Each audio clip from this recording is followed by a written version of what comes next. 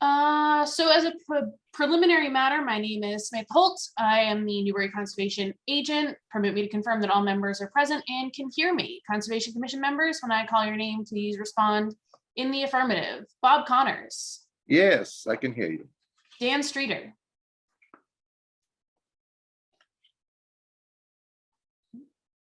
I can see. Yep. You. All right.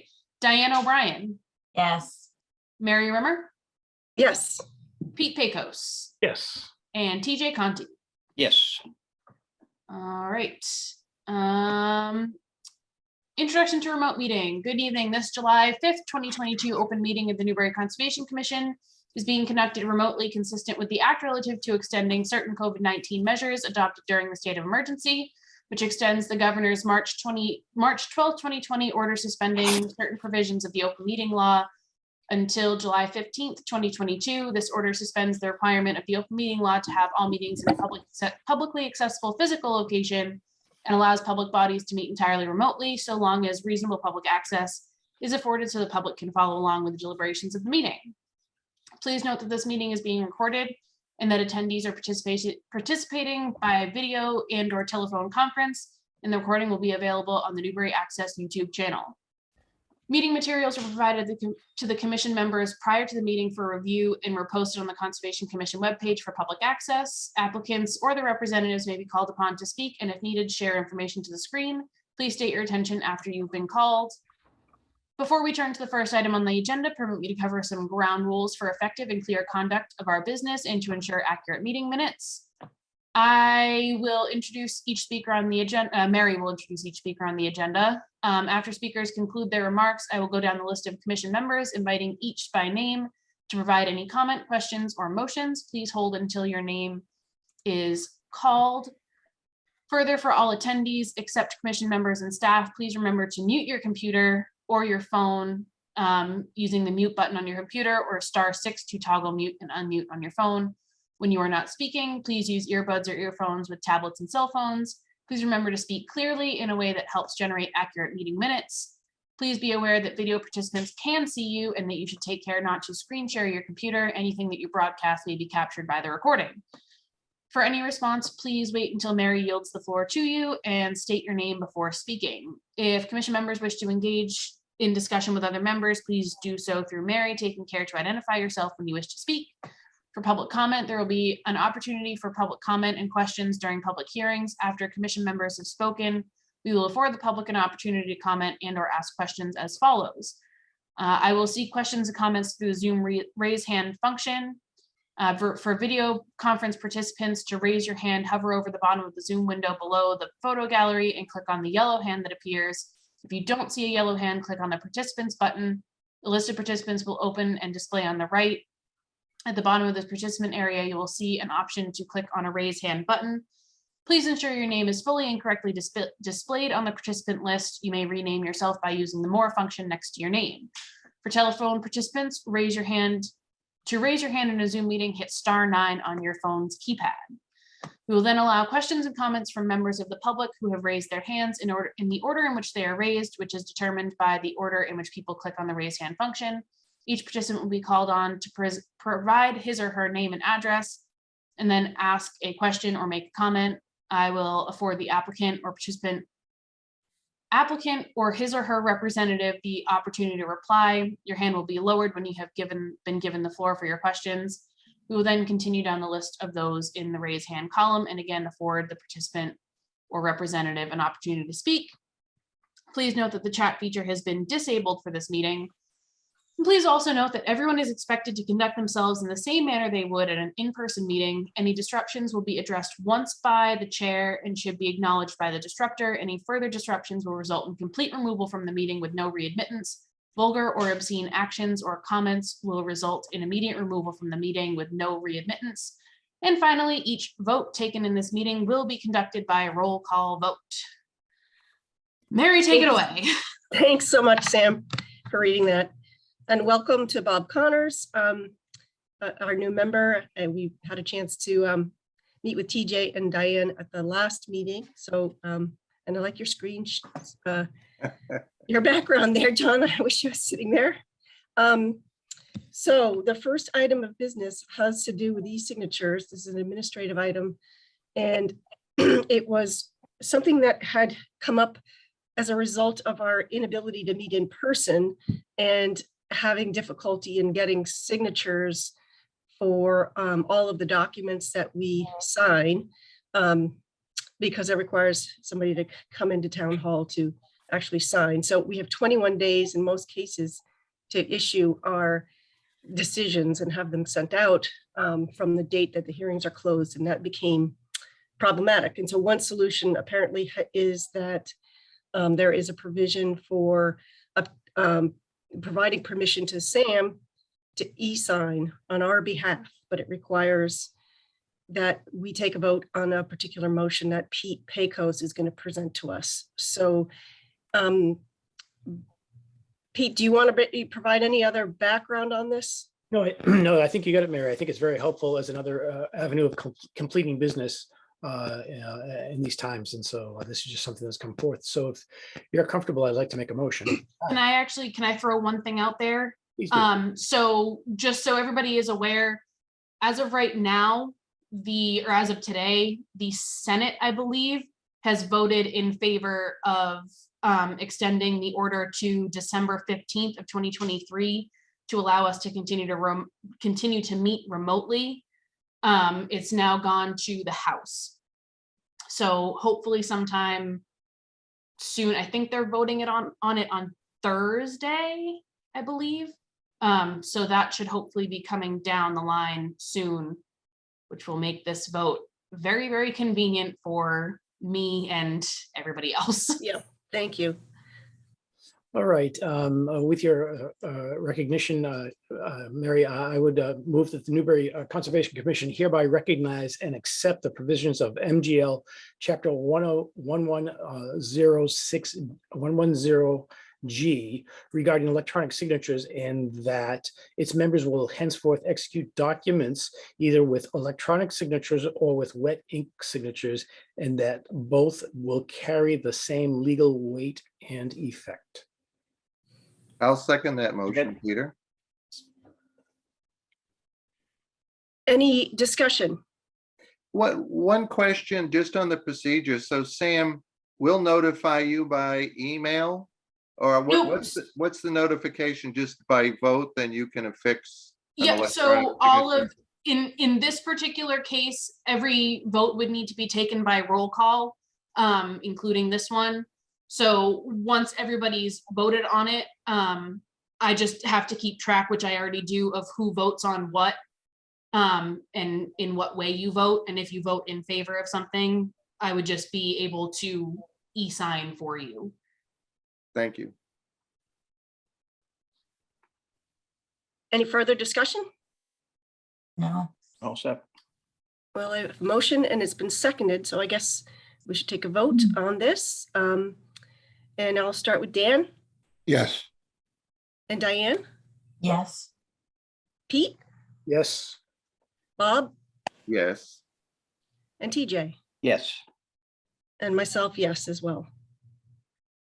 So that's unanimous. Great. Well, that'll simplify things quite a bit for Sam and for all of us, and not having to run down to town hall on a regular basis to sign documents. All right. The next order of business is Governor's Academy, 1 Elm Street, DEP 050-1289. This is a request for a minor modification, I assume to an order of conditions that we've already issued, for work to install a dock and a pier off of the Parker River. And is someone here to present that for us? Yes. Hi, Mary. My name is Tom Woodruff. I recognize many of you, but thanks for having us. I am here on behalf of the Governor's Academy. I'm the Director of Facilities there. And I have with me Curtis Cheney of Collins Engineers, who's done some work to revise the dock plans. A little background on the dock, on the original order that was issued. Planning for the dock started sometime in 2017-18, and the original order of conditions was issued in 2019 for construction of the dock and pier system that is associated with the under construction Alphont Coastal Research Center. So they're two separate projects, but this order just relates to the dock and pier system. We were then issued a extension for that order in 2021. COVID kind of slowed down the fundraising and planning process, and so we were issued a 3-year extension in spring of 2021 for that order. And just this past fall, in September, we reached our fundraising goals and announced the planned construction of the building and the dock facility. So we then engaged a construction firm, a marine construction firm, to build the dock and float system. That was this past fall. And they expressed some concerns with the system as it was originally presented and designed, with both the materials it was constructed with and their longevity, as well as the design's ability to withstand some of the strong tidal currents that are seen in the portion of the river where the dock will be. They also expressed some concerns with the mooring system that Curtis can dive into more. But we're basically requesting a minor modification for a few changes to the design that Curtis and his engineering group have put together for us. It doesn't change the overall footprint of the pier or float, basically just the durability and longevity of the system. So Curtis, do you mind diving into the two major changes that we're proposing? And would it be helpful if I pull up the plans with the commission? Yes, definitely, if you were able to do that, that would be helpful. Yep, I can definitely do that. While he's doing that, I'll introduce myself, Curtis Sweeney with Collins Engineers. So the original design for the pier system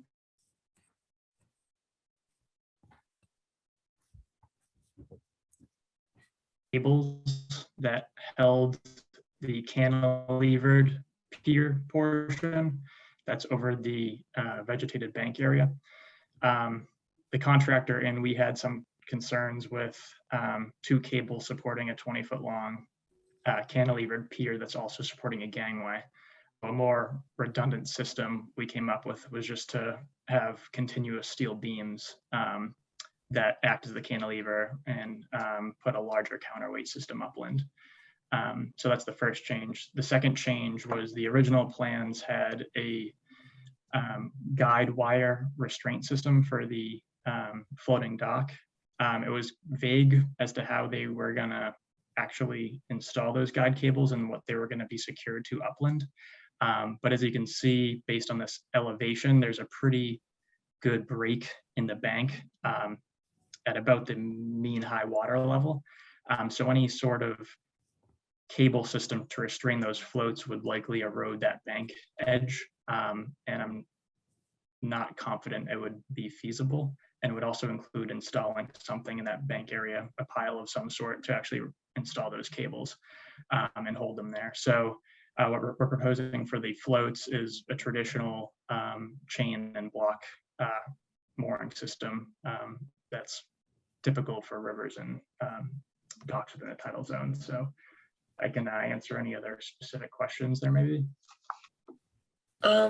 Yes, can you go back to the first plan again? Thank you, and blow up the section, the profile that you had there. It's a little bit hard to see, so. What, you wanted to blow up the section through? Yes, the section that Okay. you just showed.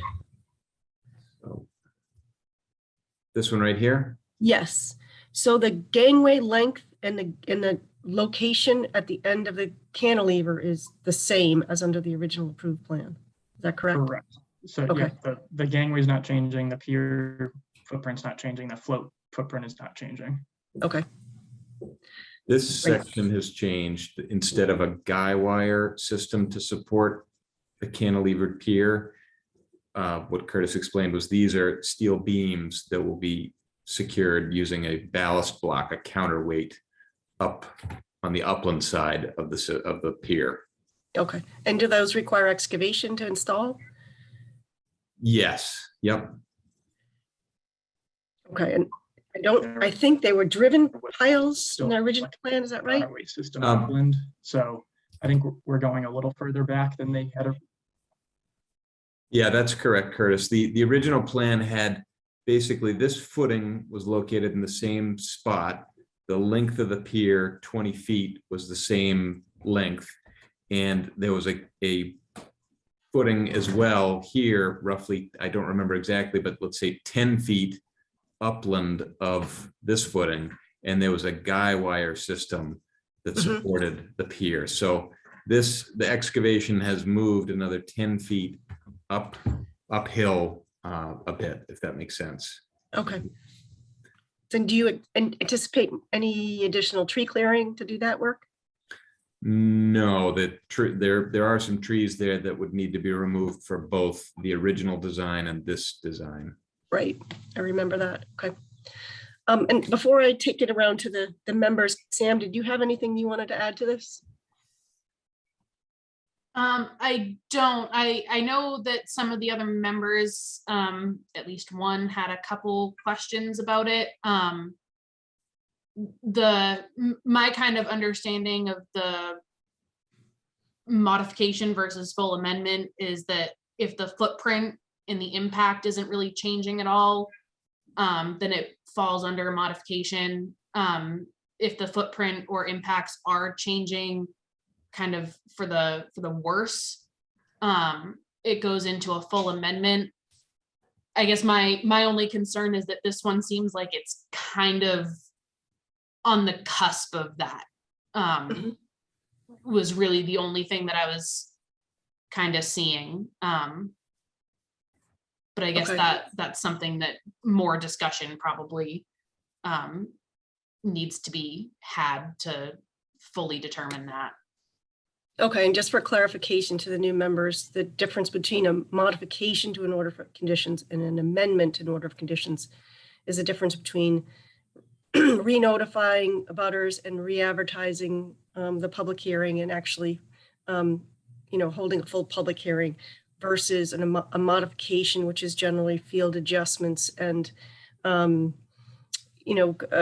corrections and things like that. So it's up to the commission at their discretion to determine whether a modification is sufficient or whether it requires that the hearing be reopened for the potential that additional conditions might need to be added. We can't add conditions to a modification. So with that in mind, I'm just going to turn it to Dan first. Do you have any comments? I have some questions or comments. Yeah. So how significant do you think the additional excavation is to install these, like the counterweight that's like 11 feet long, it's good size. And it appears to be 5 feet below grade. So do you have to dig a 10-foot deep hole? Yes, that's correct. Yep. And then that the grade will be restored. So that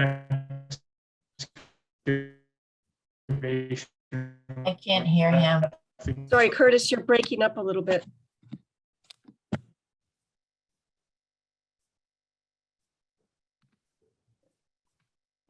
Are you there? I think we might have lost him. I don't see him on here anymore. Yep, maybe his connection dropped. Yeah, that's what it sounds like.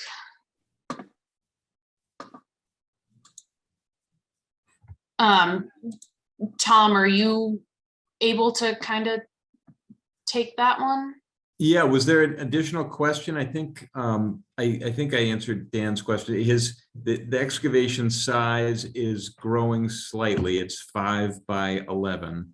It is moving upland by roughly 10 feet, and the depth is increasing by roughly 5 feet. Yeah, so the follow-up to that is the grade, the existing grade will be restored after the steel is installed and the counterweights in place and all the footing for the cantilever. That's correct. Yep, we will restore original grades and, obviously put siltation control in place when doing the excavation while the grade is being reestablished with vegetation. Okay, that was my next question, actually, because in the original application, it was specified that no erosion control was needed. So somehow we have to ensure that you do, the project includes some sort of erosion control. Is there going to be a need for a stockpile area? A small stockpile, yes, yep, and I'm surprised that the original order didn't have erosion control provisions in it, but we would certainly put erosion control prevention, silt fence and sock in front of both the footing excavation as well as the cantilevered counterweight excavation. I have a little change of gears here if you want. Number 13 in the order of conditions was prior to construction of the dock and supporting features, the Governor's Academy shall prepare and submit for commission approval a management plan for off-season storage. The document shall also clarify those items such as, but not limited to, the fasteners for the separate sections, the method of anchorage. The commission discourages the use of large blocks as anchors. And that's the large block thing is, that's come up before.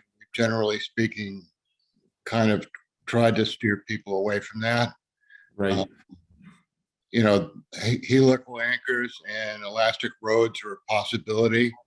There may not be the only possibility.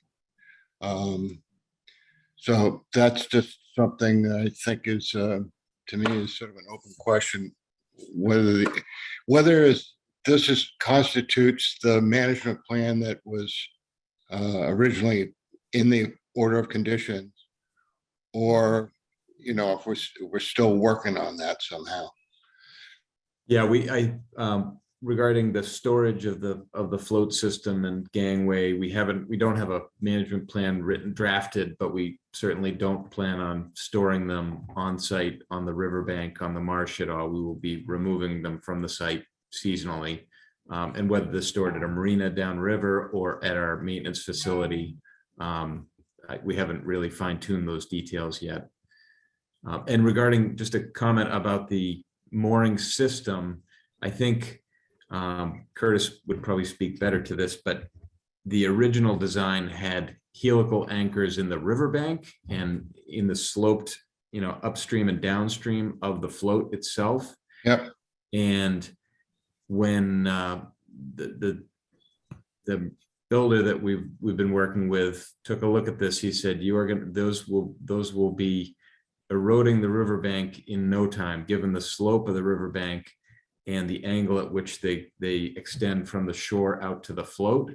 I think, and looking at it, I think he's 100% right.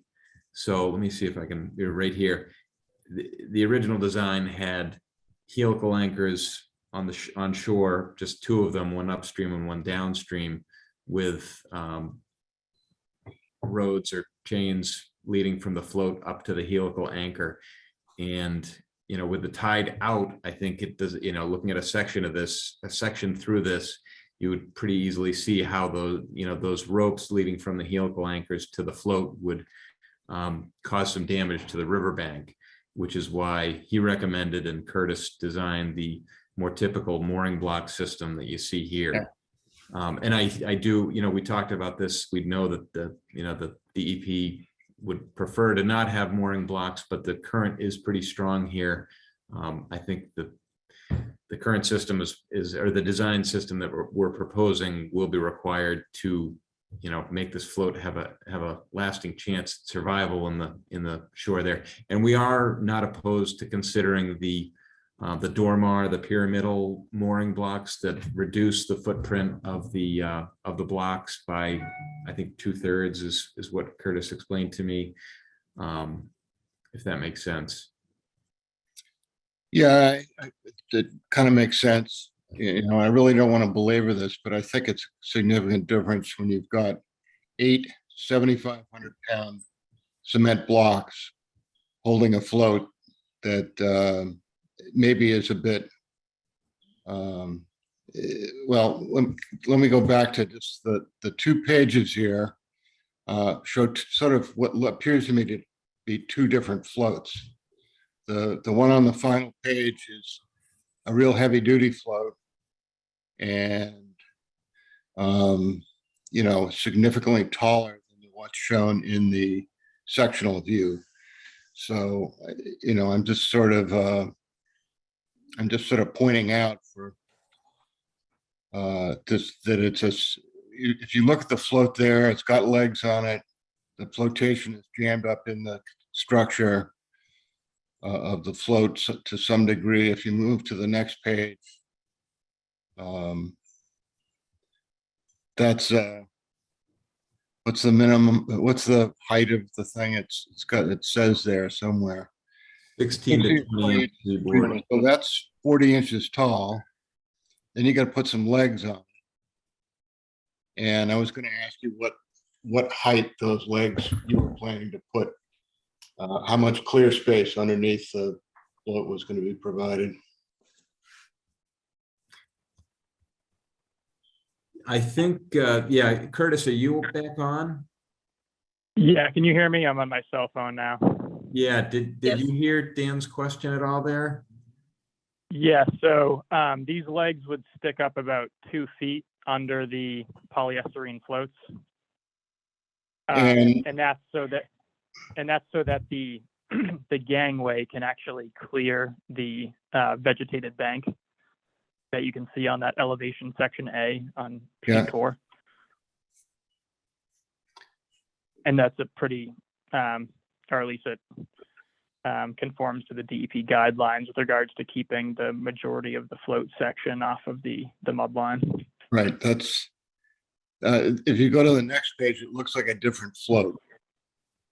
I think If you this put legs on that, it's going to be 4 foot tall. yeah, this section doesn't show the framing and legs that are underneath. Yeah, I left it off of this detail on sheet 5. Those polyester floats likely won't go as far as that. Yeah, the scale's a bit off. These polyester drums are only going to draw about 8 inches of water. So, I mean, we can revise this detail to get it to more accurately show what we are in the elevation view on sheet 4. Yeah, I don't know if you were around for the previous question of, had you looked at helical anchors instead of dead weight anchors and elastic rods? So elastic roads is something that we could do, and the contractor has brought up. It'd be a question for the academy. If we were going to go with helical anchors, we'd probably need to do some borings in the river, because I know there is ledge that was found pretty shallow in the upland borings, and it's really mucky in this river, so those helical anchors would probably need to go pretty deep. So that would just be my one concern, would be the initial site investigation, because I don't just want to put them on the drawing and realize that we can't get the embedment we want, for a contractor to mobilize all that specialty equipment out there. So I'm going to give somebody else a chance here. I've raised some concerns that I have, so onward. Thanks, Dan. Pete, do you have something? No, you know, Dan touched on it. It was the moorings and going with the block and chain, which is something that we hadn't discussed, but that was allowed for in the provisions of the approval previously. So that's my only observation. Thanks. Okay. TJ, did you have something you wanted to add? No, I'm absorbing right now. Okay. That's fine. Yep. And Bob? Yeah, just a couple of quick questions. I think Dan touched upon a good topic. So just to be clear, the actual projection of the pier, it it covers the same footprint as originally proposed, so that hasn't changed. It's really the engineering to make this more stable is really driving this, to be correct, Tom? That's, yes, Bob, that's 100% correct. Okay. Thank you. So it comes down to this. How is DEP going to look at this as far as, one, it doesn't look like, Tom, your plans are ready for any action tonight. I think Dan raised some good questions. There's some details that need to be updated and cleaned up. Is this going to be looked at as more than a minor modification? I mean, projection of the water, pretty much the same. The upland disturbance seems like it's a little bit greater, but the actual footprint of disturbance, other than depth, seems to be within that realm. But it's a toy cost for me, to be honest. Thanks. And Diane, did you have something? No, and my only comment was whether or not this would be viewed, since I didn't participate in the approval of the prior application, whether this would be a modification or an amendment. So my thought was, for me at least, to go back and look at what was initially improved. I didn't see that in the Dropbox, so I think I would need to maybe go to the file and just compare. And I don't know if it's a modification or an amendment. Right. And I wasn't present either for the original approval of this. I was present for the extension.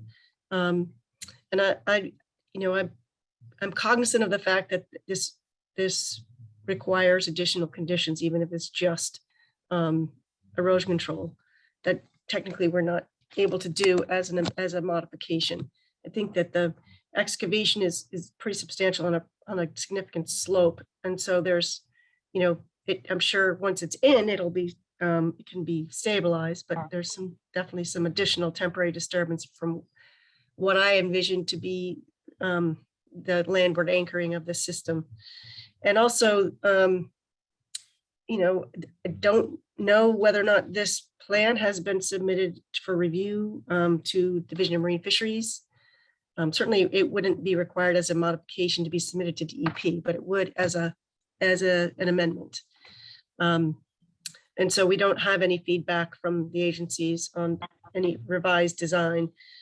If the original plan wasn't specific about the anchoring, and that I think we have some latitude to allow a certain type of anchoring system. So that's where I'm coming down on this right now. So I guess if we don't have further questions on what is being proposed, I would entertain a motion that we either continue this discussion and potentially either do a site visit or request that that applicant update the plans, or we take a motion to have this be submitted as an amendment at the next meeting. Mary, the plans are clearly not complete, as Dan pointed out. Either way, I think we need to move it to the next meeting, Right, correct? continue, it would be the way I would suggest. Mhm. So I'll move to continue this to the next meeting, which is what, July 19th? Totally. Yes. And I think we need to give them some indication, and I didn't hear that seconded yet, so I'm just going to interject, indication of which type of filing we would expect that should be submitted for the next meeting, if we need any requirement to change. So there's a motion that's on the table to continue the meeting, to continue this discussion to the next meeting. I would second the motion, and in the discussion phase, I think we should just maybe fine tune exactly what we're going to be asking the applicant to do between now and then. Okay. So I think either option A, Mary, or option B, as you presented. Yeah, and my inclination is to do an amendment, especially since we've got time now because it's being continued, and just handle it the way I think it probably should be handled in this situation. So if anyone wants to make a motion to that effect, that's fine, or not, but that's my position on it. Just a suggestion. I think if we wait for the plans to come back, give the guidance on the documentation we want incorporated, and then make that decision on the 19th. I just don't want to have to drag it back if we're going to say, okay, thanks a lot, but now we want an amendment, and then they have to come back for a third meeting. So I'm trying to avoid that. Yeah, and I have difficulty saying if I like a modification or an amendment, just because I haven't seen the prior application and what was previously approved. So if anything, I would lean toward an amendment, just so it would be more of a, I don't want to say starting from scratch by any means, but if we had to pick one or another, that would be my inclination. Technically, we don't have to vote on it tonight. The applicant can take the feeling of the board and what the feedback is and make the decision for themselves, what they would like to do. And we can just, with their consent, continue this to the next meeting.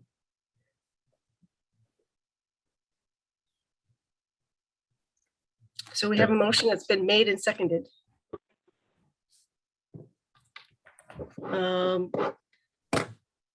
Should we go ahead and make follow through on that, at least that motion, to continue it to the next meeting?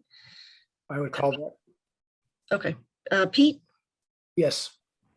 TJ, Yes, Bob, Yes, Diane, Yes. Dan, Yes, and myself, yes. Thank you. Thank you. Just, do you mind if I ask a question? No problem. Just for clarity, so for the next meeting, prior to, we should touch base with Samantha to, well, I guess you said, Mary, that it's up to our discretion whether or not we would like to continue the request for a minor modification or file for a amendment. Is that correct? Yes, So yes. I think we're all on the same page. We would like to, provide the information that's required and do so in the fewest meetings possible. So would it be helpful if we gave you, the commission, a few days and then touch base with Sam towards the end of the week to see if if the commission had any different feelings, or if there was a strong desire for us to file for an amendment? That's fine. If you want to touch base with Sam, and we all can have a chance to take a look at it ourselves. And if anybody needs to see the site, I'm sure that governors can arrange for people to go down and take a look at it. Yeah, absolutely. if Absolutely. the applicant's going to volunteer to do the amendment, I think that's going to be the most expedient way for them to address this. Yes, I would agree. Okay, well, that makes sense. We'll file for an amendment then. All right, thanks. Well, hopefully we'll see you on the 19th then. Perfect. We'll file. And if anybody would like to see the site in the meantime, please just reach out to me. Appreciate it. Thanks very much, everyone. thanks, Tom. Thank you. Thank you. Okay, next on the agenda is a request for determination. Manny Pimentel, I'm sorry if I'm butchering your name. 17 Independence Way, file number NCC 401. Request for determination of applicability for work to replace the previously existing deck, which was removed as a safety precaution. Do we have anyone representing the applicant here?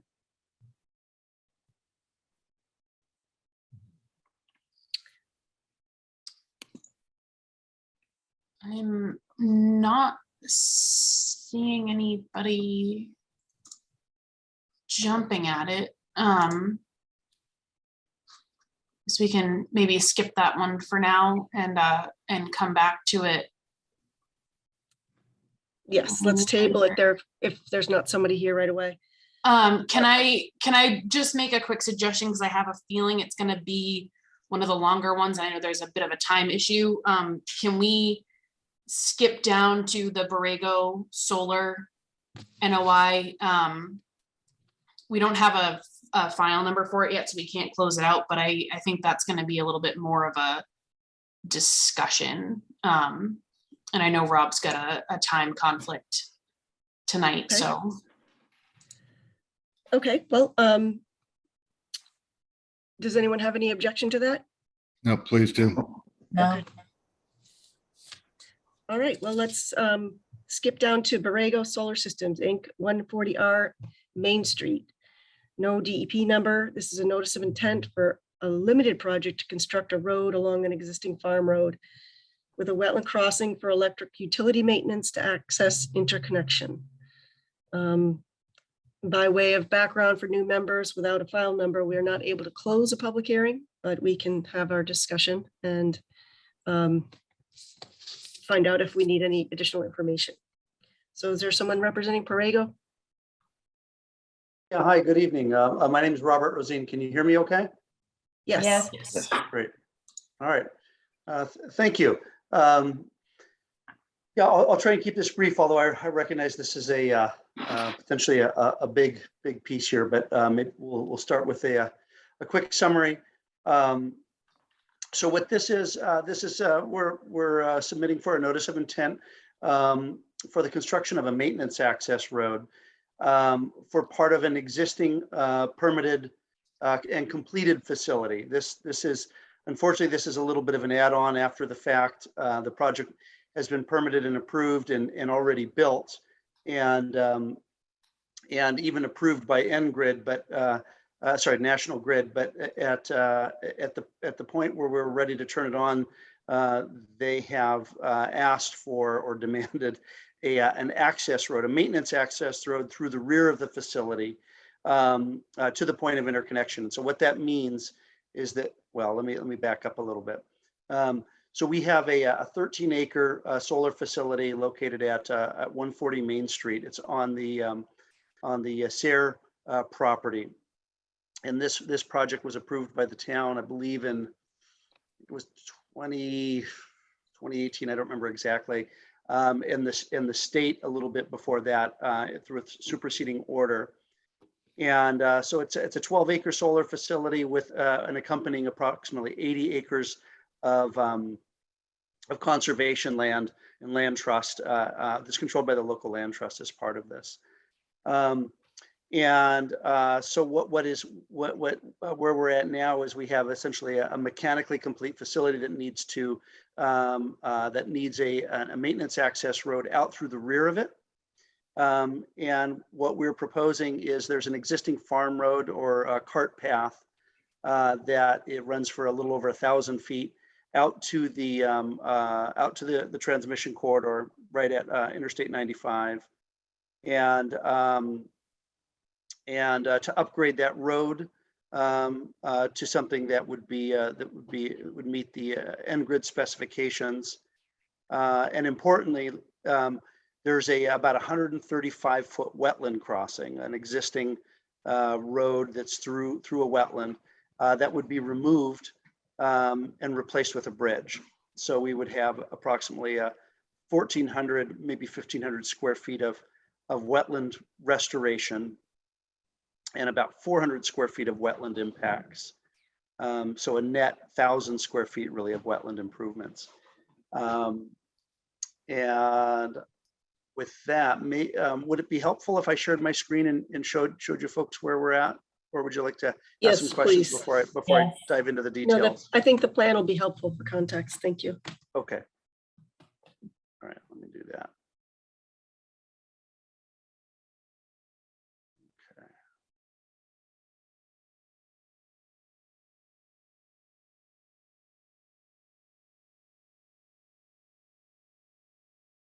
There we go.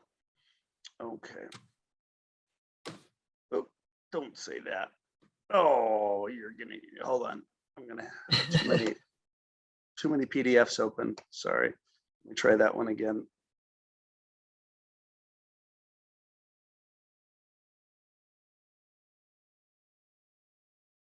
Okay.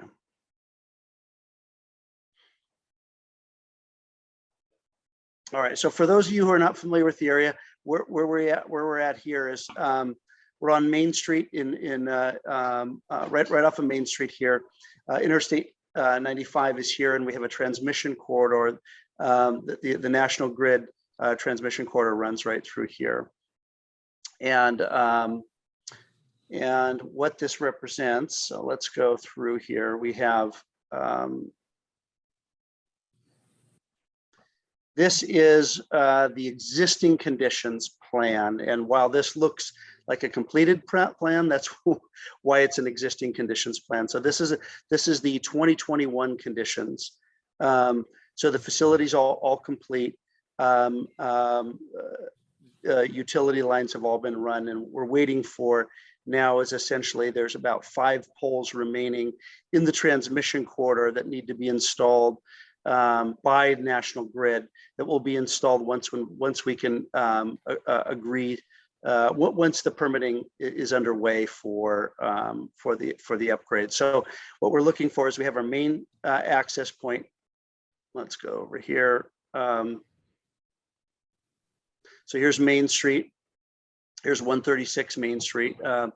And then we come in off of I believe it's 138 to Ruth Yasser, who's recently passed, unfortunately, through her property, through a portion of it to where we pick up the maintenance access road out onto the facility. What you can see, let's see here, this is a little more clear. You can see these items are highlighted in red. These are, let's see a bit more of this. Okay, so again, this is the entranceway on Ruth Yasser's property. And then here we enter what will be an 80-acre conservation, an 80-acre piece of conservation land with approximately 12 acres carved out in the middle for the solar facility. There's a 10-acre lease area and a few acres of access easements, but the rest of this is all high-quality wetlands and critical terrestrial habitat for uplands. And so what's proposed is this portion here. This is along the way of the existing cart path, but this would be a road upgrade. And I can give you a little bit more information on that. I'll show you a little bit more in better detail. So here's the existing road. And so we have basically a 9-foot cart path. So the trees are already cleared along this, but the path itself really doesn't resemble a road. You could drive a 4-wheel drive vehicle out there, and that's about the only thing, or a tractor out there. But it's not really a road other than it's been cleared. So this would be upgraded from a 9-foot cart path to a 12-foot gravel road. And then we would have approximately 400 square feet of wetland impact here, where we cross an existing crossing, but through a forested wetland. This is not standing water. And this would be built as a low water crossing, so there wouldn't be any culverts or bridges or anything. This would be built at grade, so essentially it would resemble a stream bottom, and so there would be no hydrologic disconnection or habitat disconnection. Organisms can still move through here, as can water, and it's just a hardened armored bottom. And then the road would continue down here to where we have the existing cattle crossing that goes across an open water section here. And that section, that represents approximately 135 foot, about 135 foot crossing that would be removed and replaced with a 150 foot bridge. So that amounts to approximately just under 1,500 square feet of wetland restoration. And let's see, so this would be a gravel road. The road would only be used essentially once a year for, hold on a moment, my dog is trying to bone.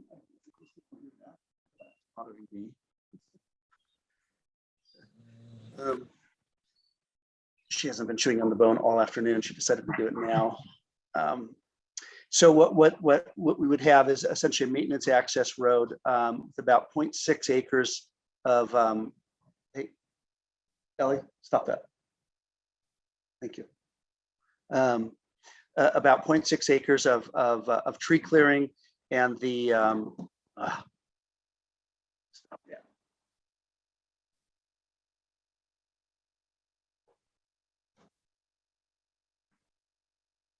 Oh, working from home is so nice. I'm sorry.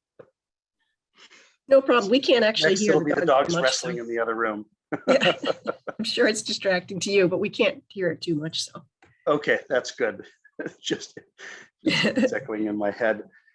So what was I talking about? So we have approximately an 1,100 square foot road, 1,100 linear feet of road, about 150 foot bridge that will replace an existing wetland crossing. So we're opening up banks, we're restoring wetland, and then essentially a very low impact piece after the fact. And what I mean by low impact is that it will only be traveled on really once a year by the utility to inspect the interconnection, which is this area along here.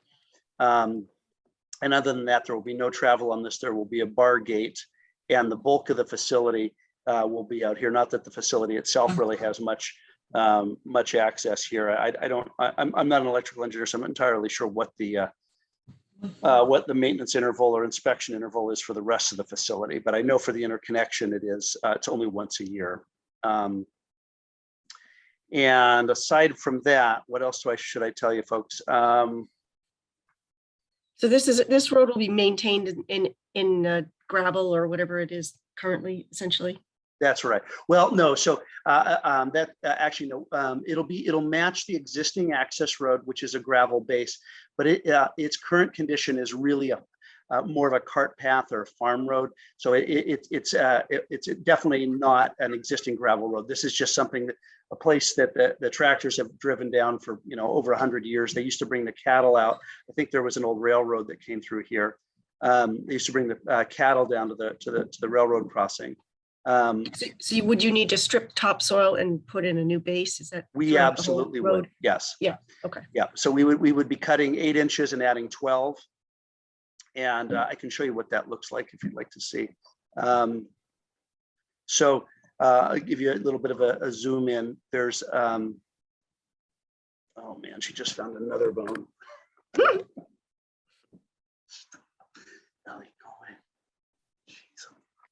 away. We have a 9-foot road here. Sorry, a 12-foot road. We have an occasional bump out as a condition of the utility, essentially in case 2 vehicles are passing, that allows them to get through. We have a low water crossing. So this is a section of the road that will be essentially just a stone base, like I think it's a 3 to 6 inch stone or a 4 to 8 inch stone. So it would resemble a riprap bottom or an armored channel bottom, and it would be at grade, so it would not interfere with the flow of water or the movement of microorganisms in like a amphibian migration or any of that stuff. And then probably 2 significant things for you to know is because this is such a big deal, and in terms of putting in the bridge, we're going to have a fairly large crane in here. I think it's a 500-ton crane or a 550-ton crane. It's a big crane. So we'll have a crane laydown area in here that will be a temporary laydown area that will be reclaimed afterwards. And the road itself will be widened temporarily to 20 feet to make sure that we can get the crane in and out. And then it'll be stripped back, and there won't be any additional clearing. But it'll be stripped back and then loamed so it can be revegetated up to the edges. So that's sheet 1. That's the upper portion. Here's the lower portion. Here's just to orient you, this is the crane laydown pad. This is the area where the restoration and the bridge will occur. Some of you folks might ask, why do a bridge? And the reason for a bridge, so this project is being applied for a limited project. Utilities are entitled to the construction of access roads for their, for operations. So we've cleared all this with DEP, but the thought was that this would be a substantial impact, somewhere upwards of 10,000 square feet or more impact So the thought was that because this project is essentially a stranded asset right now, that time is of the essence. That they would rather spend the investment on the bridge, go through the permitting and construction process far faster than if they were to just build a road through here, which, you know, conceivably they're entitled to. And not that we're asking for that or anything, but just let you know that you know, had this been permitted in sort of a normal fashion, where this was part of the original 2018 permit application, that may have been the path or the approach that would have been taken. But given that it's a stranded asset and time is of the essence, the thought by the owner is that presenting a project for an NOI that is a net 1,000 square feet of wetland gain is better than you know, a 10,000 square foot impact. And I think that's probably it. There's a lot of additional details I'd be happy to share with you, but that's perhaps a good point to pause and answer any questions you might have. Can't hear you, Mary. Sorry.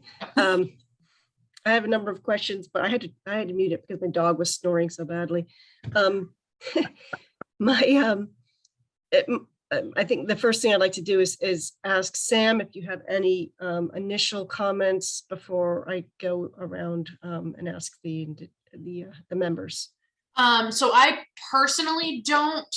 I did get a call from a resident nearby who got the abutter notification for this, though, and she had mainly some concerns about fill being brought in, you know, concerns about making sure that it was clean, and a lot of concerns in particular about the impacts to the wetlands out there. I did explain to her that it was, you know, unfortunately it was kind of an issue where National Grid was making some requests that unfortunately kind of pushed the situation to get to this point.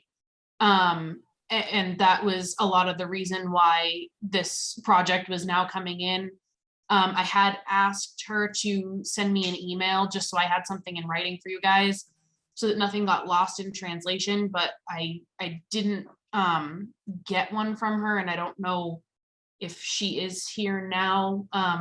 At some point we could hold that. Yeah, we can definitely open it up to public for public comment after we have a chance to all comment on it ourselves. So yeah, that was really the only thing that I've had come up. I didn't have too many concerns about this okay. from my own point of view. Administratively, okay, and great. If you wouldn't mind, if I could add just a couple of other pieces that sort of jogged my memory on a few other things I'd like to mention, if possible. Sure. Sure. So a couple of pieces, a kind of relevant background to this. This project was and Mr. Pecos will remember this. This project was a very contentious project initially, and we have a special permit that will have to be amended, and that process is going to be concurrent here. We'll be in front of the planning board here before long. But this permit this NOI is a separate NOI unto its own. So we talked with DEP about that as to whether this would be part of the existing superseding order, and because this is more than a minor amendment, this really required its own permit. So that's why this is a separate NOI coming in front of the Concom. But just to let you know, we really did exhaust our alternatives. Because of the 7 parties involved, 6 of the parties understood it to be that this maintenance access road was not necessary, and that the access was actually going to be through the transmission quarter by NGrid. And NGrid had even signed off in 2019 on this plan set, but legally in the contract, there's some pieces that they have the solar facility. They have to comply here, so there's no option. But what we did, I mean, as an example, we had 6 or 7. We had a 7-party negotiation. We actually had the owner, the developer, the the financer, we had Senator Tarr's office. We had, I mean, it was, and we had met with NGRID several times, and we negotiated really, really hard. And it is, if anybody's ever tried to negotiate with a utility, they have tough standards, and there's really no negotiation with them. And we got them to agree to reduce agree to some changes. Initially, they were requesting a 20-foot road for maintenance access, which is kind of crazy because they had already approved a 12-foot road, which was built for a project that was approved in 2016 by them. But we really did exhaust all the options we had, and we would not bring this back in front of the town unless really were no other options. And unfortunately, that's the point where we're at here.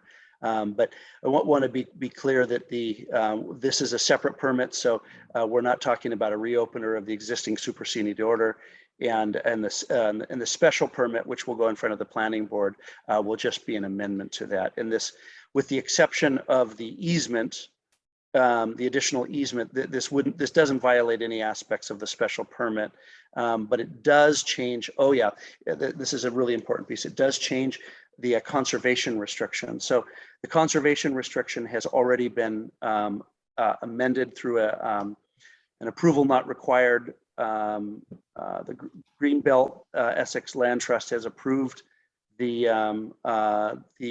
change in the CR. And what we had done for that was, because of the impacts here, the Yasser's added about another acre's worth of wetlands off the back of Ruth Yasser's property. So it went from approximately 81 acres to about 82 acres now. So the land trust, the area in trust has increased, which is why the state will likely approve it. It has not yet been approved by the state, but it's in front of them now, and we expect to see that anytime now. So with that, I'll pause. You've probably heard me talking enough. Thank you. No, that's very helpful. And just as administratively, any local permits that are required are supposed to be applied for at the time you're before the Conservation Commission. They don't have to be obtained. So I understand that's in the works, so that's good. And if there are any other local permits that are required, you should make sure to get those going as well. Yes, thank you. Are there any rare species habitat in this wetland? There are not.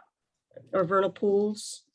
Not in this particular area, but there are suspected vernal pools in the northwestern portion of the facility, but not where we're working. And yeah, it was not included as part of this application, but I'd be more than happy to share the prior application, which had all sorts of vernal pool considerations in there.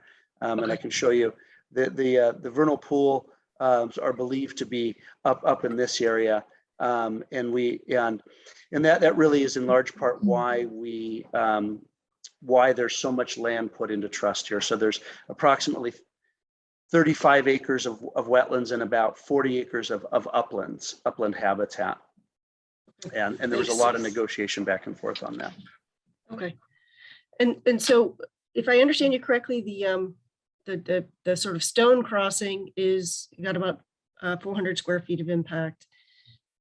And I assume, is that the final crossing width, or is that the construction crossing width? Because you're going to have heavy equipment coming across there that might be that might require additional width beyond what's proposed under the I believe, and I will double check that, but I'm reasonably certain just it's the confirm total that the impact. that your equipment that's needed, especially crane or trailers that you need, Right. are wide enough to or narrow enough to accommodate the width that you're proposing. And if not, then we'll have to have a temporary impact corridor and a permanent impact corridor shown. Right. So just right. to keep that in mind. Yes, thank Yep. you.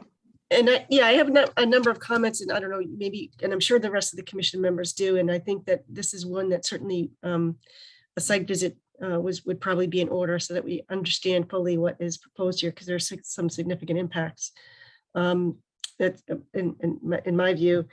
And you're crossing a perennial stream, and I don't know if there was an alternatives analysis submitted with this application because I haven't been able to review it in detail yet. Yes, there But was. Okay, perfect.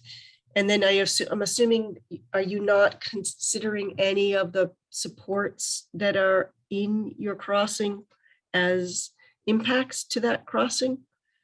So anything for the bridge, are you counting any of the bridge as impact to the resource? We are not. Those will all be in vegetated buffer, and let me show you where those are. So All the that supports will be, so it'll span the entire. it'll span length. the entire, depending on how you look at it. The channel is because there's a beaver dam area here. Let me see if I can. So there's some flooding beyond, yeah, okay. So the channel itself is approximately, so depending on how you look at it, it's basically from. So here's the edge of the perennial stream edge is right here.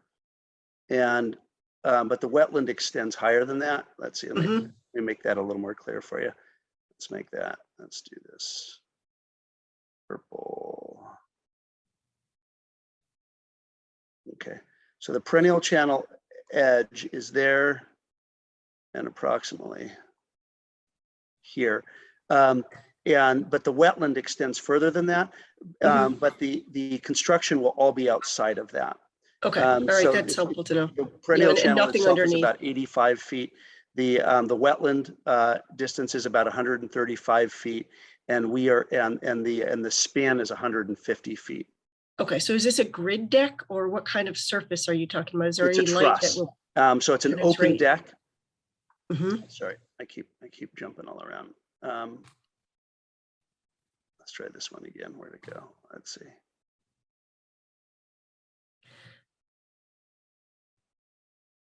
Where is a good example of the deck?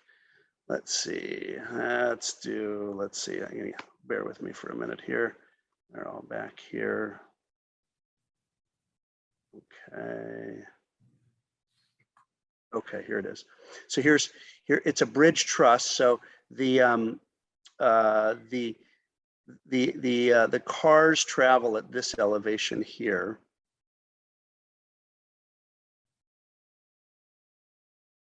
Okay, so this is the bottom of the truss, the bottom cord and the top cord, and it's an open deck, so it's a wood deck, wood decking, so it's a pervious deck, so it'll 1 inch spacing between the decking, so the rain will fall through it, and it'll be constructed in it'll come through in 5 sections, 5 30-foot sections, and will be placed, and then the crane will place it like that. So what supports it while it's being constructed in sections? Do you have temporary supports that you need to put there will in be the temporary wetland? cribbing. Let's see, what's the best way to do that? Let me go back up to, I believe that might be, hold on, let me go to here. And that is wetland bridge crossing, page 11. Okay, so this might be the better way to look at it.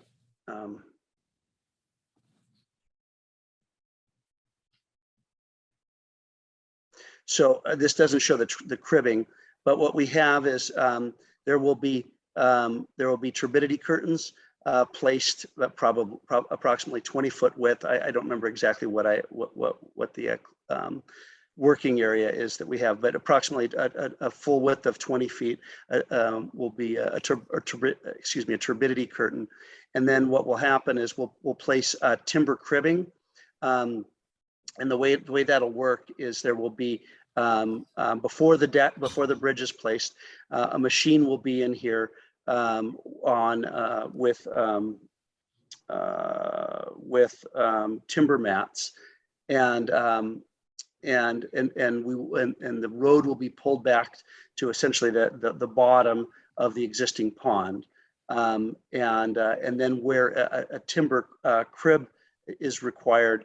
A bed of stone will be placed, approximately a 12-inch bed of stone, and then the timber crib will be built on top of that. And then it'll be cleared back until the next crib section will be done, and that will be repeated. So you'll be left with a channel that's cleared with the exception of the timber cribbing. And then what that'll enable us to do is the bridge will be placed in 5 sections on each set of cribs.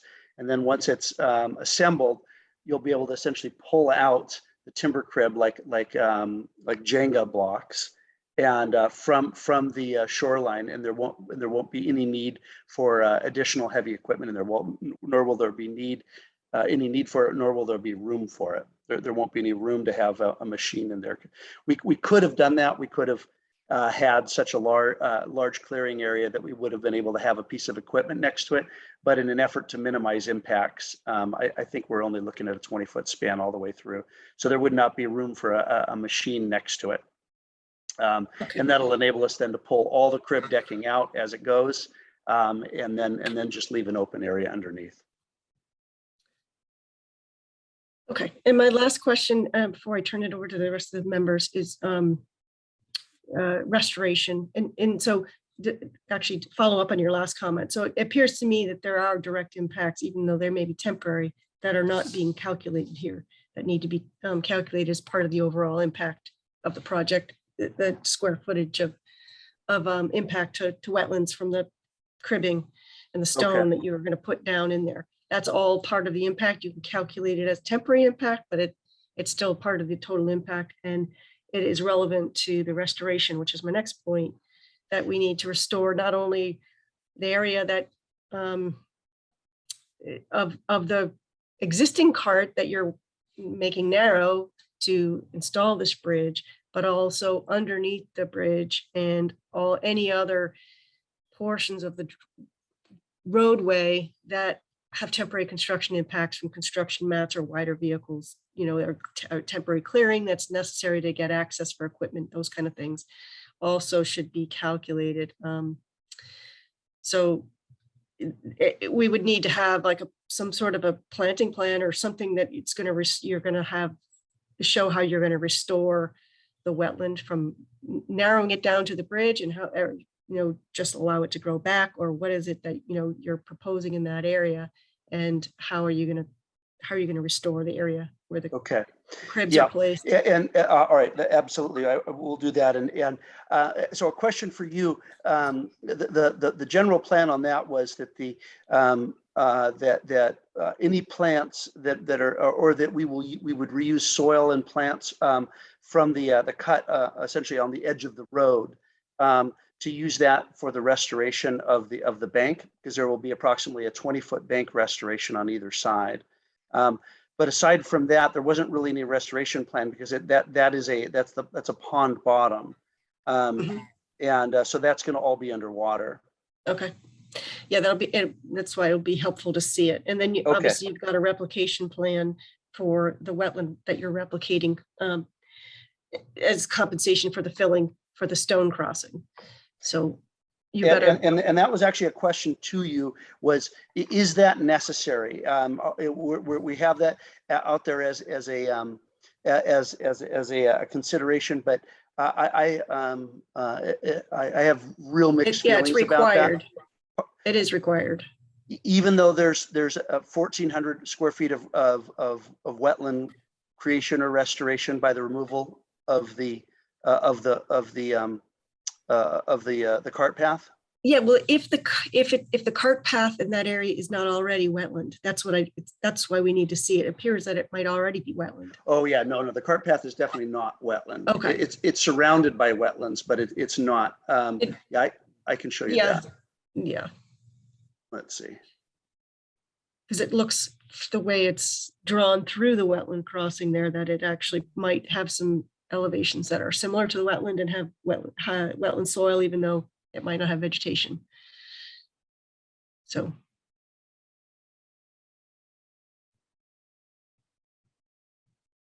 Let's see.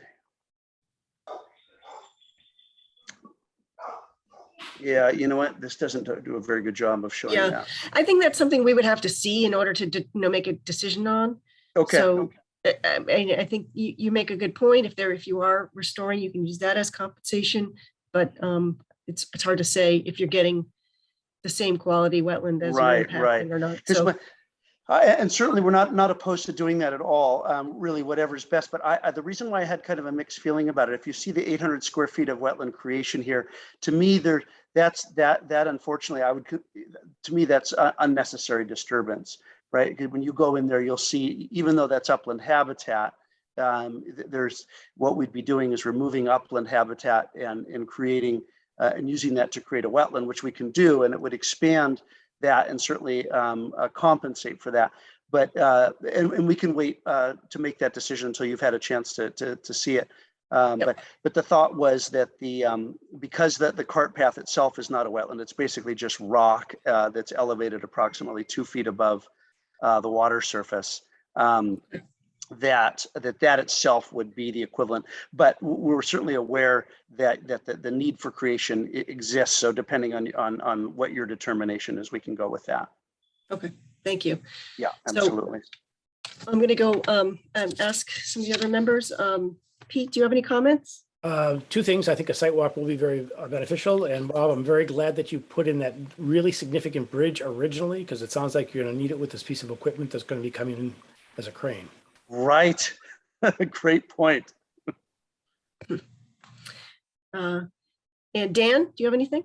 Nothing in particular right now. Okay. TJ?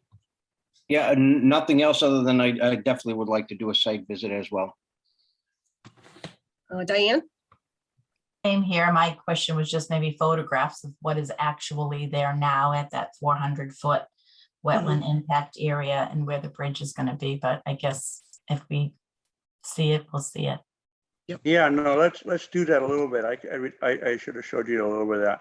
So yeah, it's a great point. Sorry, I didn't do that already. Let's see here. All right, so this would just be a walking tour here. Can you folks see this okay? Yes. Yes. So this is a walking tour. This is where we enter the first part of this is the existing cart path or farm road, depending on how you want to call that.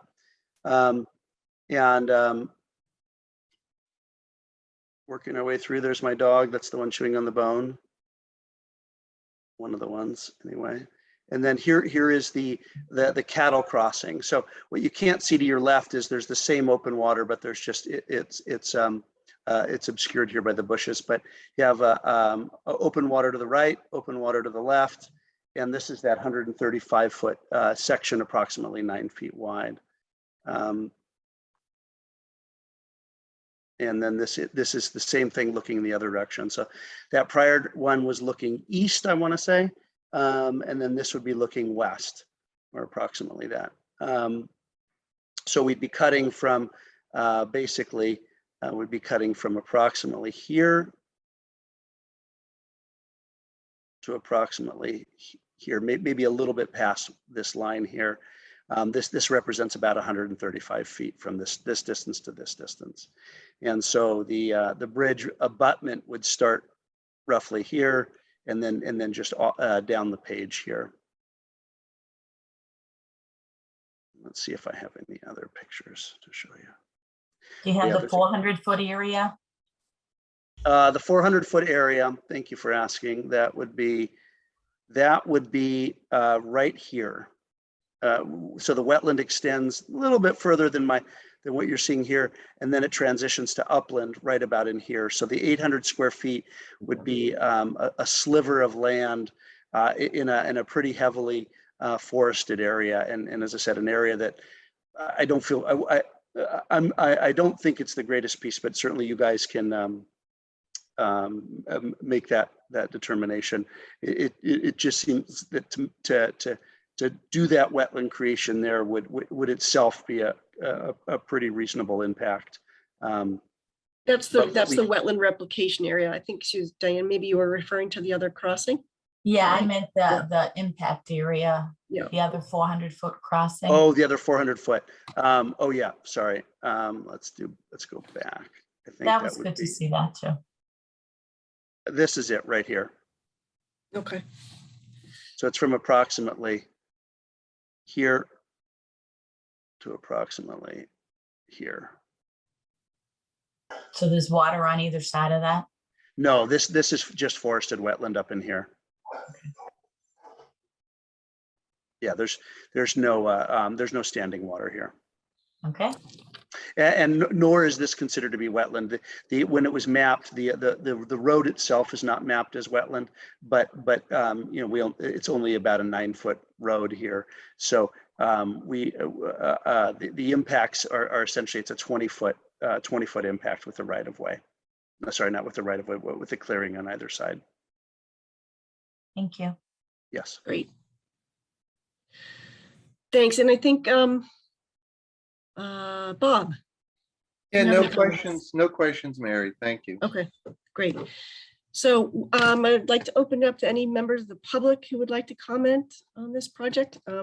Keeping in mind, we're looking at wetland impacts only associated with this project.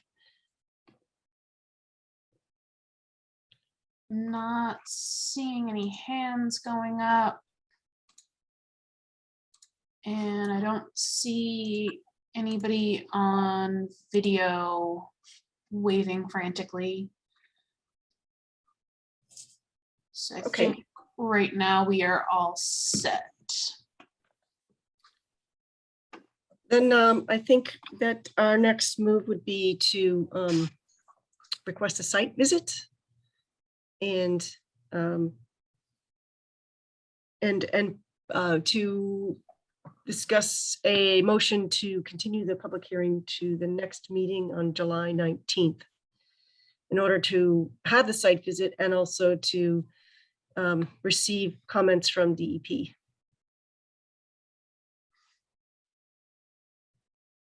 Would anybody like to make a motion on? Yeah, Mary, I'll make the motion that we move to schedule a site visit that's convenient to all, and that this be continued to the July 19th meeting. Second. Any discussion? Discussion, want to talk about dates, Mary? Yes. Is there any? We need to get new information to the commission a week before the meeting.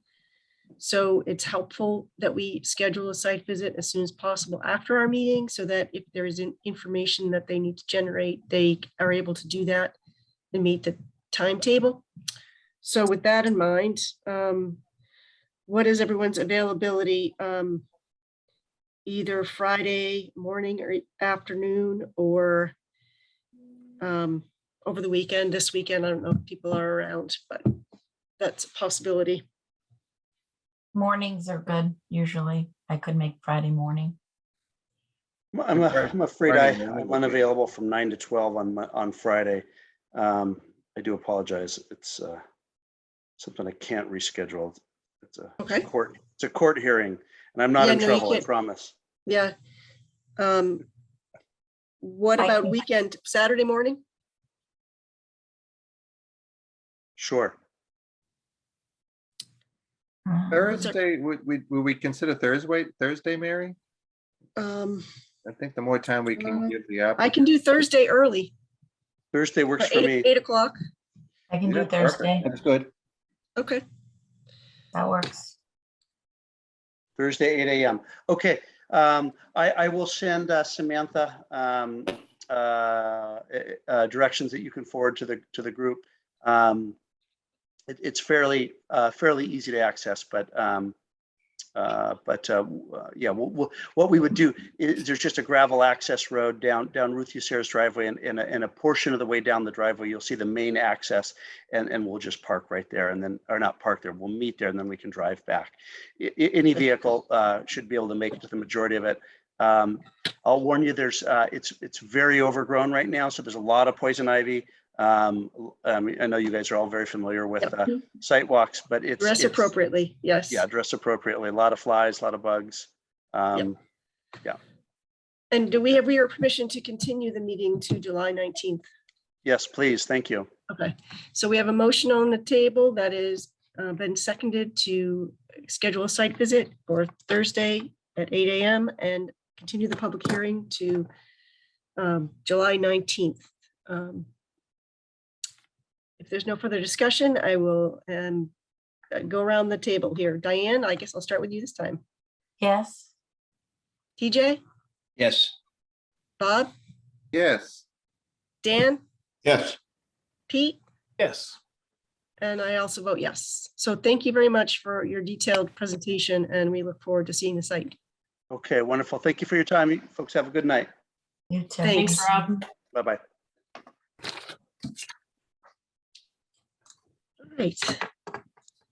And I will send out like reminder emails and stuff with some extra information and forward the information from Rob about access to the site as well. Okay, Thank that's you. this Thursday, the 7th. Yep. Okay. So I'm going back to now the normal agenda schedule here, and Manny Pimentel, 17 Independence Way. Do we have anyone representing that project? Looks like not. So I will continue to table that to the end of the meeting and take up Ana Machado, 49 Southern Boulevard, file number NCC 402. This is a request for determination of applicability for work to maintain existing landscape plants, install new landscape plants, and reconfigure and resurface the existing driveway. Do we have someone representing this project? You're muted, Anna. Yes, There you go. Oh, great. I have an IT guy here helping me. So yes, I'm representing them. I'm the architect of the house. Okay. So can you tell me about the project? Do you Yes, have any let me- plans that we can, Let me put the plan here. that would be helpful. Thanks.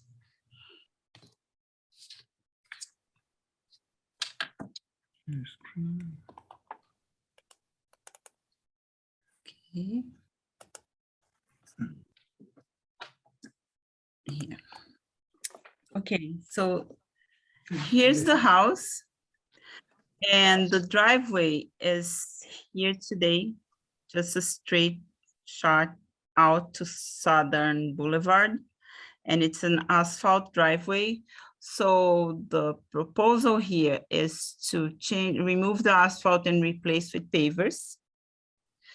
And open the driveway to form way. And over here, close the front of the driveway with the garden with small bushes. This area here is planted there already. We are not doing anything. It's gonna stay. So that's the plan. The area is mostly the trees are all there. Those are all there. And here is just grass. So what we are doing now, and we talked to Samantha the other day, they have some patches because the older house had a deck all around here. And it has a big cement patch, had a big cement patch under the deck and over here. So we are removing that. But the biggest change is opening this side, closing the front of the driveway, so we have two accesses. That's the project. Okay, thank you. Just a little background on this. There I is was an gonna ask you. open there is an open order of conditions for this property. The full project is not completed yet. But the removal of the concrete, the like concrete pads that are currently existing on the right side, I can't figure my right from my left, on the right side of the house. I believe all of that, when I looked through it, is all covered in the order conditions for that removal. The main reason why I recommended an RDA for this is because it was a little bit more, it seemed like, than a modification, just because of the significant reconfiguration of the driveway and everything. So, and I have some photos, and I'm sorry, I just realized today that I didn't actually put them in the Dropbox, but I do have some photos that I can bring up that I took during the site visit with Anna. if you'd like me to pull them up, they are in the Dropbox now. But I Right. can pull up and show. Yes, that we could, Sam, if you can do that. I did have a chance to see the site this today, and I think maybe I met with Yeah. your husband. Okay. Yes. And do you happen to know, Sam, what flood zone this is in? Oh, I think I checked this and I can't remember. Okay, I will look it up while you're, I took a look. It's V zone, but it's all well above the BFE. it's All right. it's V zone? Yeah. Yep, Can you guys see my screen? yes, but, yes. So. All right, so this is looking from the stairs in the deck on the front side towards the driveway. So this, there's all the, I believe, Anna, you said that this is all gonna get. That's not like, there. That's not there anymore. That's clean. Okay, Mary saw that today. I don't know if you noticed. yeah, Yeah, no, I didn't notice that. The there, so bushes are possibly there, the but this construction. Debris is gone. Okay, yeah. So the this portion right here is gonna get opened up to be the new driveway, and I believe you said the fence was gonna get removed. Yeah, right there, yes. We plan to have a fence that's like that. The fence is all broken. And we either gonna have no fence or the same kind of fence. We've got, this is looking kind of from the garage doors, the retaining wall that's right here. Do you want to go over that real quick? Yeah, so the retaining wall, this stays, we are closing here because our steps are going from the house are ending right here now. So that's, oh, you can see me? No, they can see your pointer. Okay, because so she's- we are closing those side steps here. And we are opening right after where those bushes are. Here. I think I have a better angle of that as well.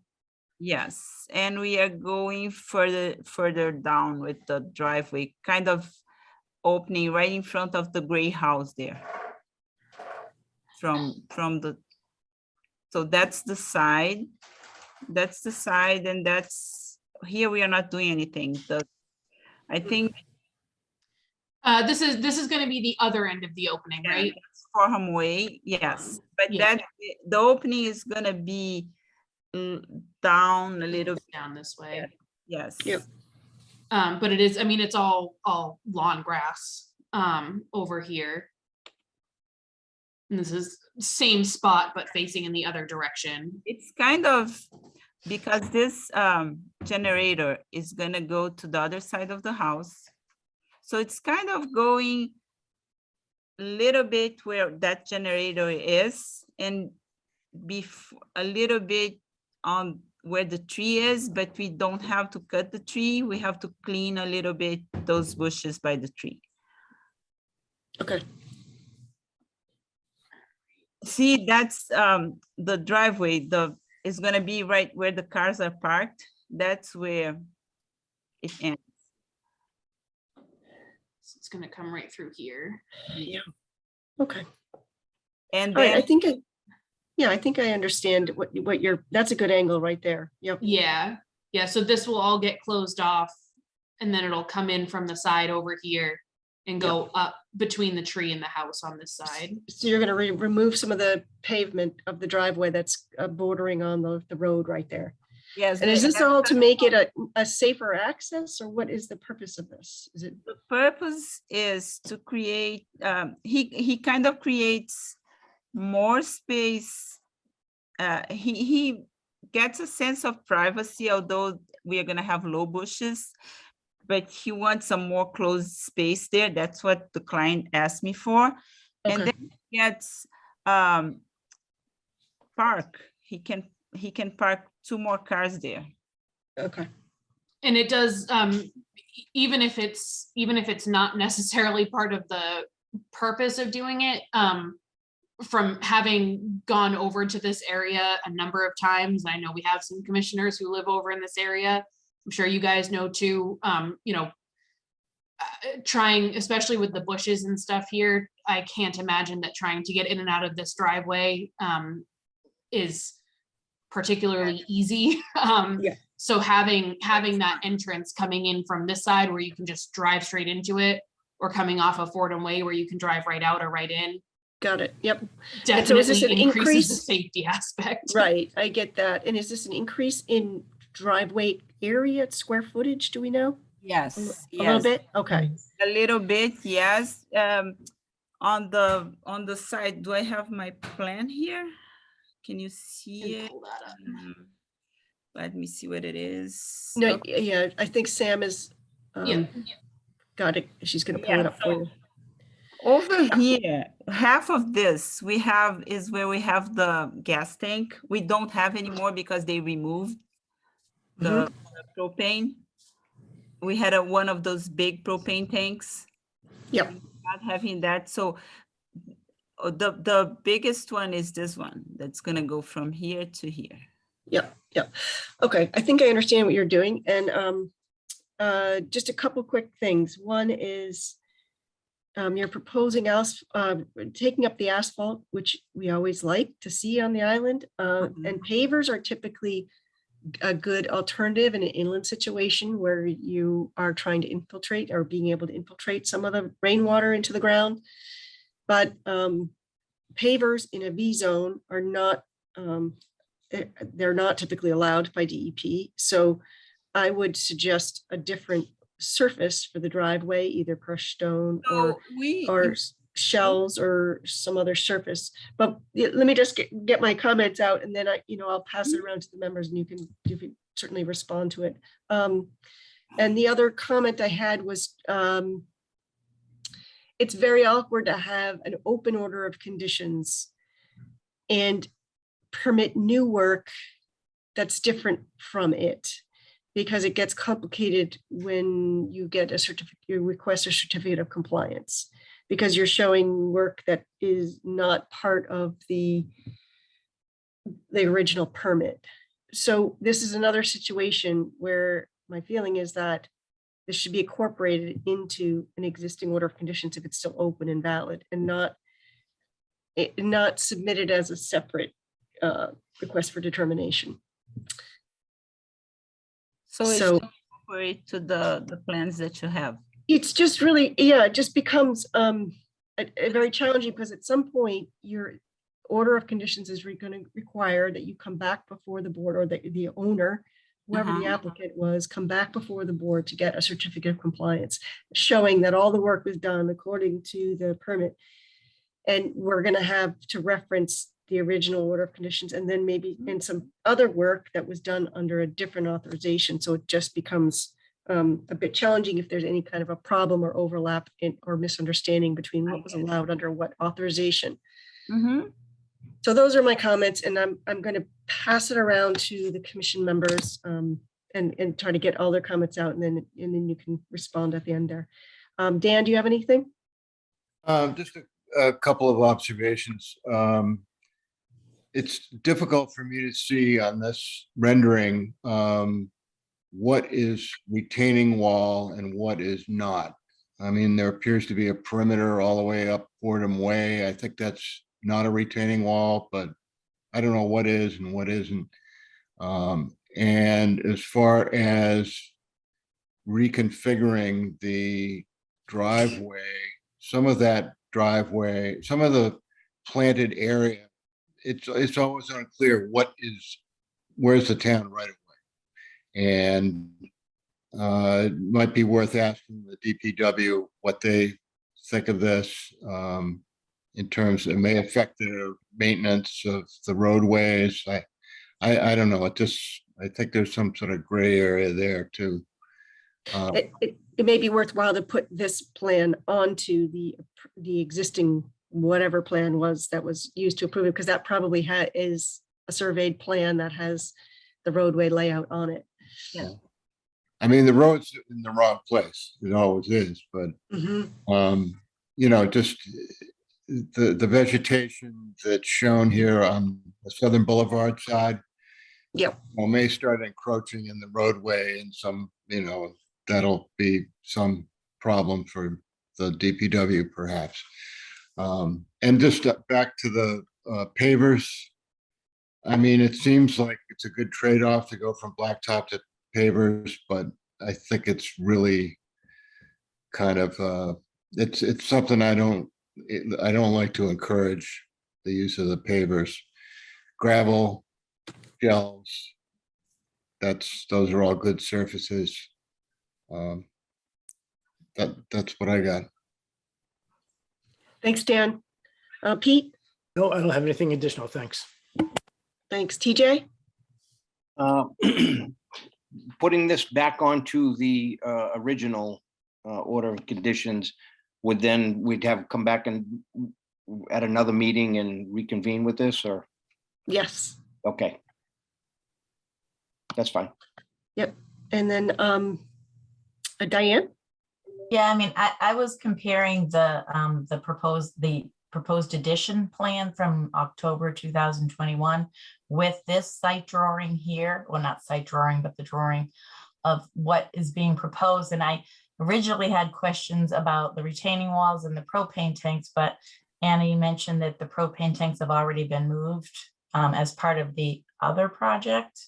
Yeah. So I mean, maybe putting them together would be helpful, just to see how the two, like how far you have come maybe, or where we are at this point when you're asking about the driveway, because this shows everything already sort of gone, whereas the proposed additional plan shows the propane tanks are still there, and there's different elevations in the retaining walls, and I was couldn't get a sense of where we are now. Okay. To comment on this, your current drawing. Okay. Thanks. And Bob? So it would seem that if this could fall in the category of a minor amendment to the existing order, Mary? I think it could if it was shown on the original approved plan, yeah. And I would say that, with some tweaking, like, maybe a different surface, and certainly any new driveway would have to be gravel or shell or some other, what I mean, it would typically seem approved if there's surface. I certainly- don't have an objection to the work itself, except for the surface. I understand. Yeah. I mean, I think it's going to come down to what's the net gain over what's existing as far as hot top versus pavers. Mhm. The good thing is Fordham Way is one way coming out that way. The problem with gravel in that particular area, the amount of water and moisture that comes down Fordham Way during a heavy rain period, it does wash into that property. But this would certainly clean up the corner from an aesthetic view. I mean, certainly no one can build into the right of way. That's going to be defined. And I'm not quite sure that DPW is a matter for us to consider at this point. Now, this doesn't require any type of site plan review because it's strictly residential. Yep. But I think it would be wise to, if this could go forward and we're in agreement that this would be a minor amendment to the existing order of conditions, I think that would be the easiest way to clean this up and have it all in one place, like you suggested. Yep.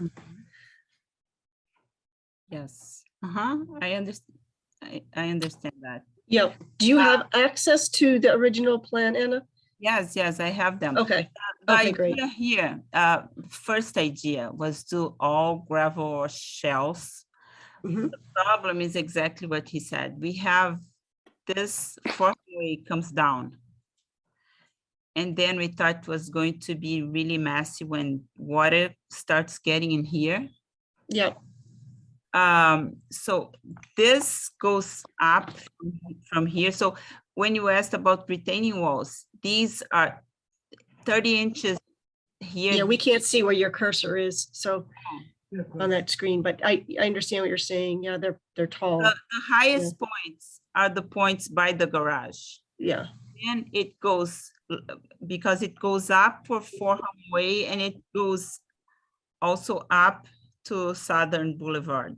So all of the walls start getting lower from those curves that are by the garage on the driveway. The existing driveway are the highest points for the retaining wall. From that point, it starts going lower till it gets to zero. Yeah. So you may be able to address the runoff from Fordham Way with pavers or with some other surface, and then direct it to some kind of stone swale or something along the edge of the vegetation, which would then serve to water the vegetation. You know, that it's going to be really dry there. So you can direct the runoff in a way that's going to, you know, irrigate your plantings there, but then have the rest of the driveway, most of it be you know, gravel surface or shells. That's just one suggestion. But I think it sounds like, you know, if you're willing, that you can, if you could put this plan on the approved plan and you can file it as a modification to the existing order of conditions, that would make our lives easier. And I think ultimately the owner as well, to have everything in one approved, you know, permit process. I can do that. That's easy. Okay, thanks. It looks like we have one member of the public with a hand up. We Steve? do. Hi, I have a question. I think I heard some discussion that the revised proposal will increase parking area on the property. And if so, that is something that I think has come up at other issues and other applicants before the Conservation Commission, maybe after the fact. But I, as a resident out here, I certainly have some concerns about proposals whereby we're increasing parking spots on properties, since that does lead to congestion and then associated impact on the resource area. So if I heard that the proposal is going to allow for increased parking, it's something that I do have a concern for. And I'd like to hear what the Conservation Commission thinks about proposals that allow for increased parking on residences out here. And Understood. I'm opposed to it. Okay, thank you, Steve.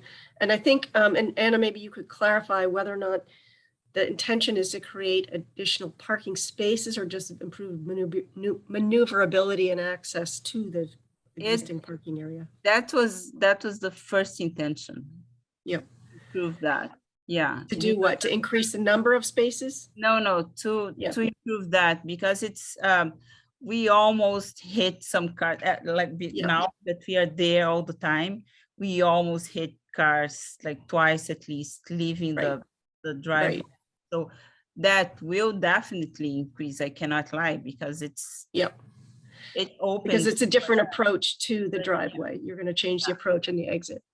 So I think, Steve, that to your answer to your question, that's not necessarily the intention. That it may be the effect that they could potentially, you know, have additional cars there because they would be able to fit in the extended driveway. But I don't think that's the primary purpose in this case, to create more parking. I think it seems to me to be creating a better access and safer access. Is that the consensus of the rest of the board? I would agree, yes. Yeah. And Steve, I'll let you have a follow-up, but then we're going to have to move on because we've got a big agenda here. Thanks. Go ahead. Certainly, I appreciate the follow-up, but I appreciate what the intent may be. But the reality is, what happens when you drive by and you see many cars parked there for, you know, several days or whatever? And that I think the order of conditions should include a proviso that says, yes, we improve the access, but it's not meant to have whatever the number of cars is to be expanded. Otherwise, we're left with a situation where the order of conditions doesn't address the additional parking being used for parking as opposed to safety concerns. So again, I'll ask that the order of conditions specify the limited parking.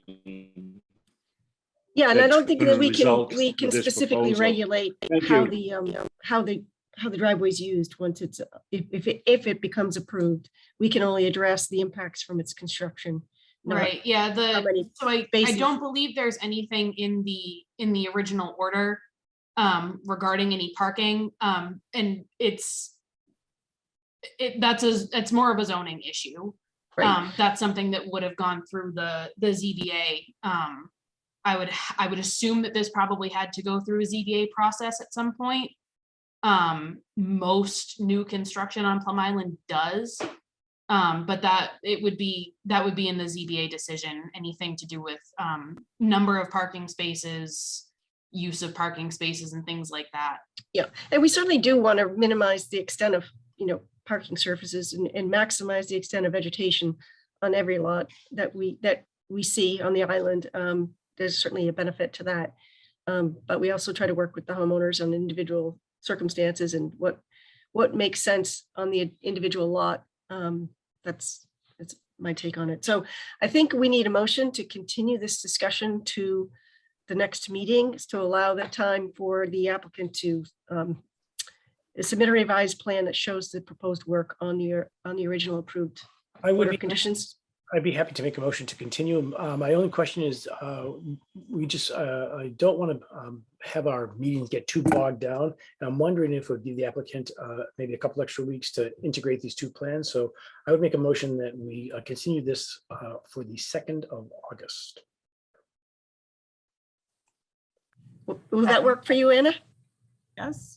Because otherwise we'd have to have the revised plan in a week, and that might not be Yeah. doable at this point. Yeah. Mhm. Okay, so we have a motion on the table for continuation until August 2nd. I'll We have a second. Second, All in favor? Pete, Roll call, yes. roll call, yes. Bob, Yes. TJ, yes. Diane, Yes. Dan, Yes, and I will also vote yes. Thank you. So we'll see you on August 2nd with a modification to the order of conditions. Thank you. Okay, thank you. And I can help you with that, Anna, if you want to give me a call at some point, we can I will. chat about it, so I can help you out with that. Okay, no, I will. And I'm gonna ask for changes on the plan that you have. Okay, thank you. Okay, next on the agenda is Brian and Beth Dacey, 323 High Road, file number NCC 403. This is also a request for determination of applicability for work to replace the previously existing shallow well with a deeper well adjacent to it with existing piping to be reused. We have someone representing the Daceys. Yes, good evening. Hi, Tom. Tom Hughes with Hughes Environmental Consulting. I'm here on behalf of Brian and Beth Dacey. They're getting a little parched at 323 High. Yeah, the well's been running dry, and if I can, I'll share the screen.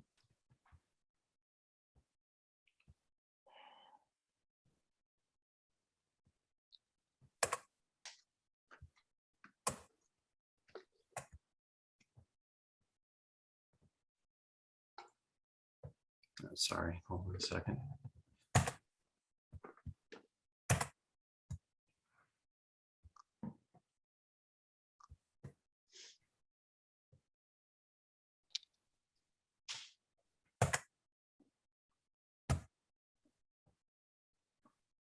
All right, here we go.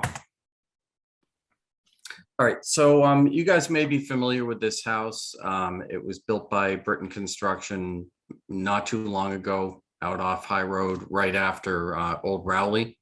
So it's basically on the east side of 1A right here. And when it was built, they reused a shallow well, which is kind of right adjacent to the house. And let me get to nice image to show you. So the existing well, I'm sorry, I'm making a mess of my PDF here. The existing well is right in this area. And basically what they're looking to do is immediately adjacent to the well and working around mature trees. We wouldn't have to take out any mature trees in the process. dig a slightly deeper dug well.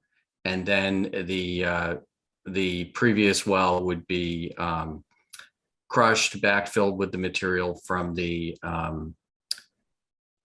new well. And then we would make use of the existing plumbing and all that for the new well. So here's the house right here. Wait, everybody's got out of memory issues on Adobe. So you can see here's the existing well, and the new well would actually be just a little bit further from the wetland line. This wetland line was originally done actually as part of the house application, but it was done fairly conservatively. I think it was Bill Deasy who did the original flagging.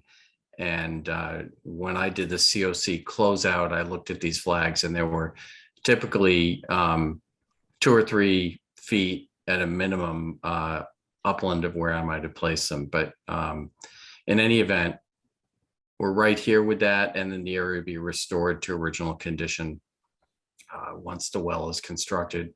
We do have a stockpile area right adjacent to it where the material will be stored. Some of it will be used in backfill. Any excess material will be brought away from the wetlands and off-site. So it's relatively straightforward. We considered doing an emergency cert for this, but you know, given that we were able to get the RDA into town pretty quick, you know, we prefer to just do this through the RDA, and you guys could put appropriate conditions. We do have erosion control shown as a limit of work that brings us, so we kind of have the route in off the driveway to come in and do the work in this area. If we can go to this aerial, you kind of see the area we're working is really minimal understory back in, as I think in this area where we can work in and around these trees. And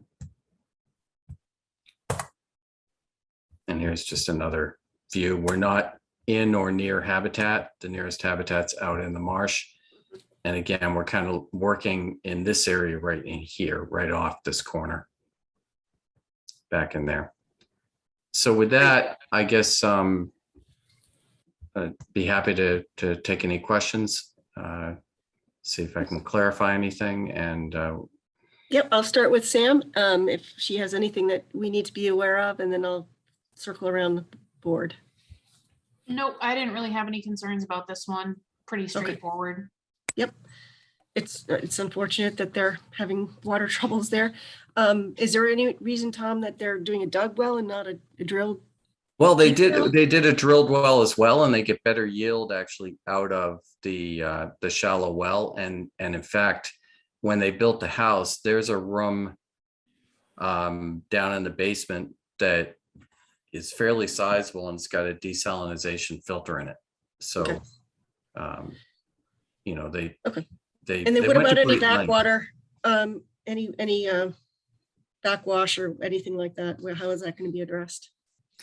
I don't believe that there really is any backwashing. I think that not 100% sure how the filtration system works, but I mean, it was permitted as part of the original house. So you don't need to do any water management while it's being dug? No, I mean, I suppose if we had to dewater, and I don't envision we would, typically you dig till you reach your water table, you continue to dig in the water, and then you dump your trap rock in. But if we did need to dewater, we could accept a condition that it would actually be run to, I could do a hay bale stilling basin kind of away from any wetland boundary, so that it would, you know, kind of just smear off into the woods. I'm not a big fan of dirt bags. We could use a dirt bag, but I prefer to use, we typically use like an 8 shape out of hay bales. And then, you know, you dump into one basin, and then in between the 2 sections of the 8, you have, instead of resting your hay bales on the tall side, you do it on the short side. So it kind of first flows over into that, and then you have kind of a spillway out of that second basin. So you do it so it really stills the water down. It does a nice job getting rid of any turbidity. Okay. Sounds good. Dan, do you have any comments? No. Pete, No, Bob, Oh, Diane, No, TJ? Nope. Did I forget anyone? I don't think I did. Yeah, and I don't have any comments. It's very straightforward, and I think that a special condition for a stilling basin, if needed, is a good idea. I don't know that we need. Are you proposing habeas? Did you say immediately down gradient? We show erosion control. Yeah, We didn't okay. really specify what that would be. Wattles, okay, or some kind of erosion control. Yeah. Yeah. Yeah, I would just say that, no cutting of mature trees in order to get access, and the stilling basin as a special condition. Other than that, I think it makes sense to issue a negative determination of applicability for this project. Mary, would you like a motion? I would. And before you make the motion, Bob, what we are looking for is a negative determination 3 with conditions. Understood. Okay. So I would move that we issue a negative determination on this filing with conditions. Second. Okay, all in favor? Pete, yes. Bob, Yes. TJ, Yes. Diane, yes. Dan, Yes. and I will also vote yes. Thank you very much. And Thanks, Tom. welcome to you new folks on the commission. I do want to note before I log off your meeting, I did request a continuance for the meeting on my other RDA tonight, which is 18 20th Street, because we found out shortly after filing, there's also a landscape component to that. So we're going to update the plans on that. So Okay. Should be the next one coming up. yeah. Yeah. So, Okay. so I'll let you know No, that. okay. So we'll shorten your meeting a little bit more, and hope Got you it. guys have a great night. Thank you. Okay. Thank you. Okay, so our next item on the agenda is the one Tom mentioned, Stephanie O'Rourke, 18 20th Street, file number NCC-404, a request for determination of applicability for work to replace the previously existing deck and associated renovations, and with the applicant's request to extend to continue this discussion to the next meeting on July 19th. Do I have a motion? Second. Any discussion? All in favor, Pete, Yes. Bob, Yes. TJ, Yes. Diane, Yes. Dan? Yeah. And I will also vote yes. Thank you. Okay, the next item is Penelope A. Bardsley, 7 Grove Street, DEP 50-1383, a notice of intent for work to replace the existing septic system. Do we have anyone evening. representing? Yep. Okay, great. Good evening. My name is Jim Scanlon. I'm here on behalf of Penelope Bardsley at 7 Grove Street. Grove Street, just in case you are not familiar, is off of Main Street. And her property is located at the end of or in the cul-de-sac at the end of Grove Street. Mrs. Bardsley has a 3-bedroom dwelling with a septic system that is currently in failure. Yep, there it is. There are wetlands in the rear of the property, and they are labeled A1 through A9.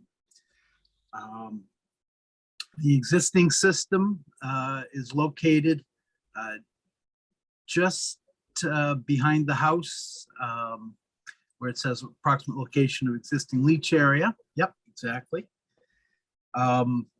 We are proposing an upgrade, including a 1,500-gallon septic tank pump vault, a Waterloo biofilter, which is pre-treatment. It's a alternative technology. And then the leaching facility will be a bottomless sand filter.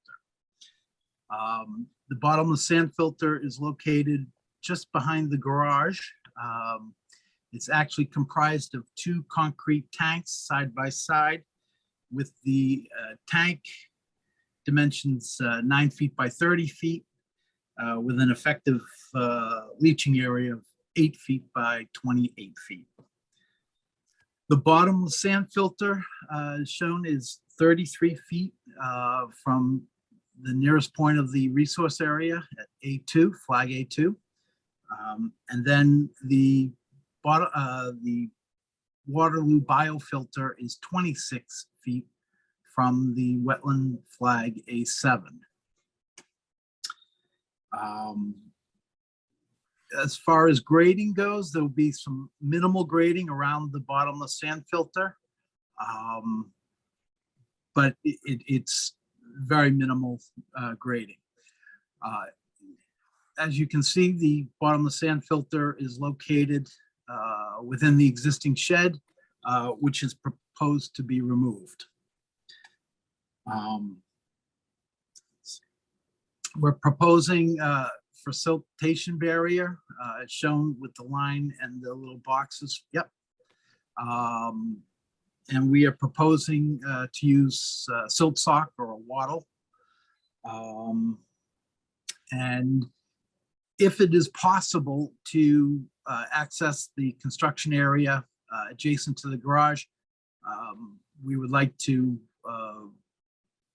bring the siltation barrier to the right rear corner of the dwelling.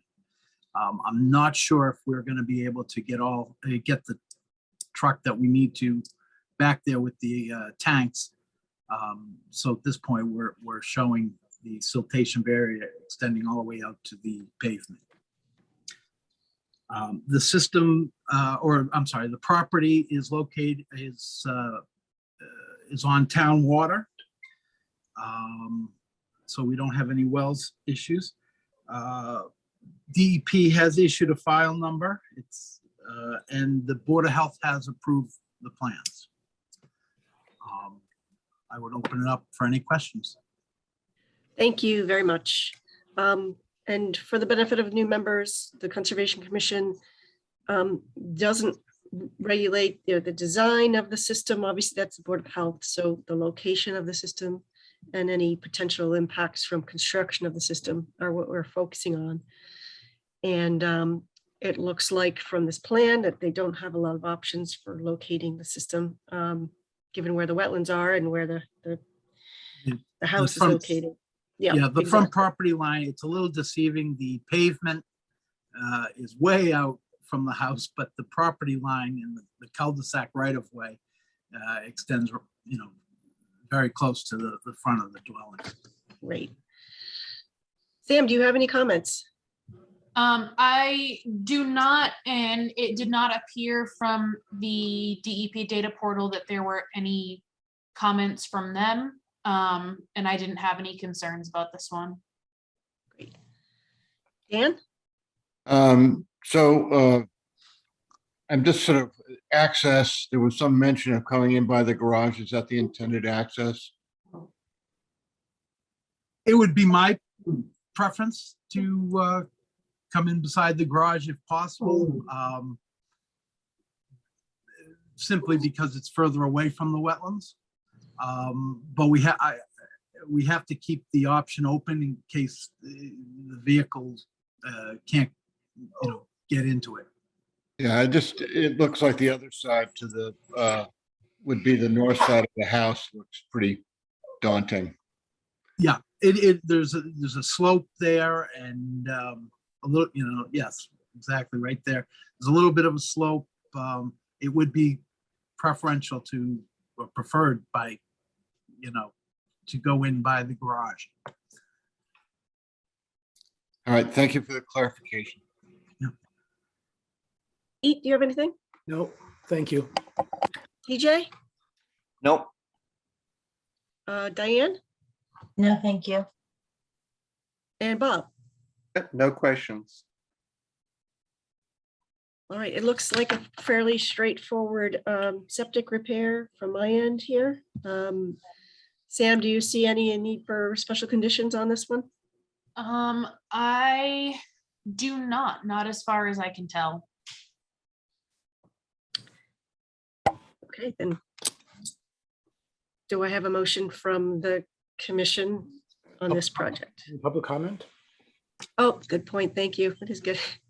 Anyone from the public have anything to say about this? Don't see any hands going up. I don't see anybody on their videos. Looks like we're all set. Great.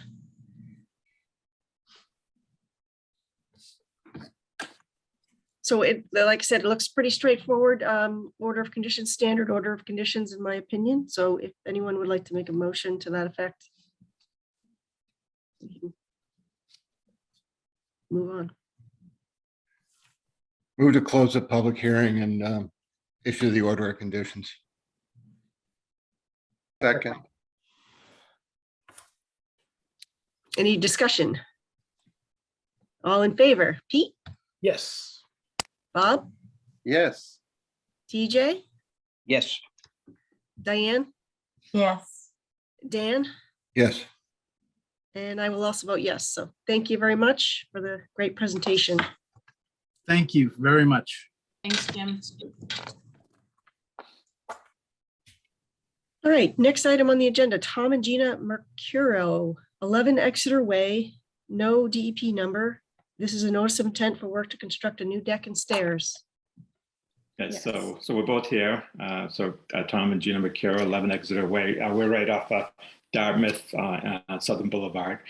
So what we're trying to do is put a 6x7 deck, move a current bay window, and have an entrance, which we want to make our main entrance, and a staircase going down. Okay, do we have any plans? Great, thanks, Sam. We do, and there was a comment from DEP. They were looking for more detailed site plans, which I do. I have a couple of extras. Sorry, I'm on the wrong screen. I have a couple additional photos that Tom and Gina sent me today that have, some pictures of the property and everything from different angles and kind of different version of this drawing.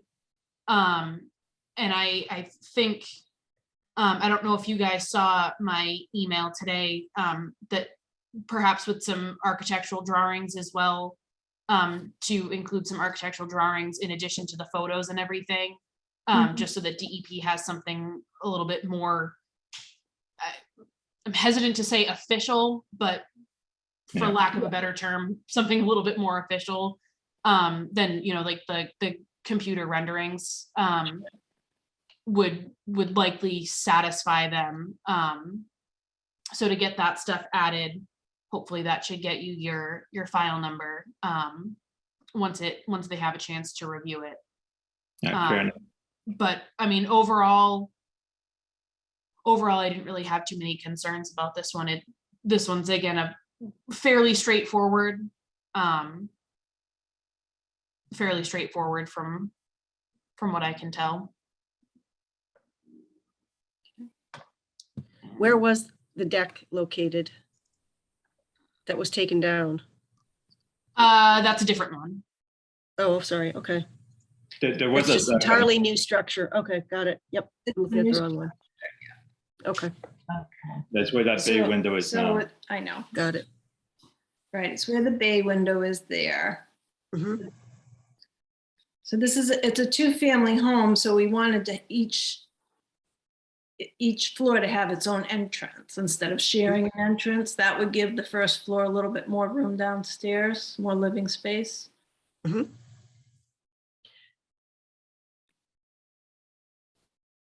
And the stuff that I'm going through right now is the stuff that they sent me today, which has not been provided to DEP yet.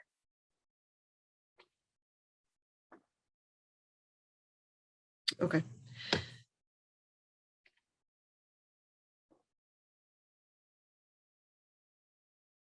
So none of this work triggers lot coverage issues or anything like that?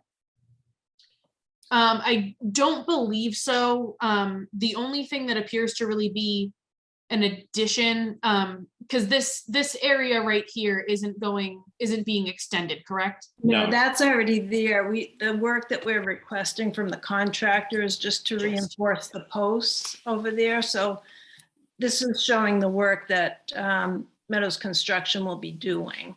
Yeah. Yeah, so this Yeah. this is really the only addition. And I don't Understood. Okay. believe it puts them over the 20% Okay. lot coverage. I can confirm that with the building commissioner tomorrow. I believe he should be in tomorrow. Okay, so it sounds like we're going to have to continue this at least for a file number, but we'll go around and make sure that I get all the comments out so you can submit a complete package for the next meeting. So Dan, do you have any comments? I'm just wondering if the reuse of existing support, existing foundation, or are we having a new foundation, and maybe some of those details. You mean on the posts? Yeah. Okay. They'll all be new Those pilings. are all new, yes. There's nothing there There's now. nothing there now, yeah. And we'll have to know what type of footing you're proposing to use, if they're going to be helical or, the type of support system. Right. They don't allow sonotubes, so.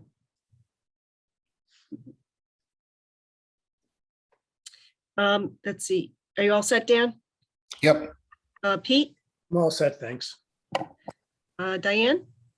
Yeah, I like the more updated architectural drawings with some measurements on it. From your first picture, I wasn't even sure if you were I thought you were actually maybe putting in the spiral staircase on the left there, but then I see now that it's already there.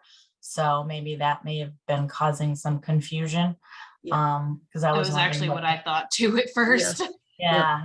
So now I see it's already there. So I don't know. Are you doing anything differently with that spiral or? No, that's staying put. The only thing that's different on the deck is reinforcing the pillars and the banisters. They need some they're loose. The banisters are loose, so we need the contractor. Okay, so that's interior. Yeah. So thank you. TJ? I'm all set. Okay, Bob? I think this cleans up an egress. This provides a good second means of egress for this unit. And it seems to have minimal impact, if any at all. Yep. Thank you. And there's not really no impact to any significant vegetation. It's all like landscape planted flowers and stuff. Sure. I can see that. I just want to point out that this is in the X zone. Yes. And it seems Also to that. be a well-elevated lot, so maybe it's not worth getting too wound up. Okay, great. So do we have is there anyone from the public who would like to comment on this project? I am not seeing anybody. And we would need the applicant's permission to continue the meeting to July 19th for a DP file number.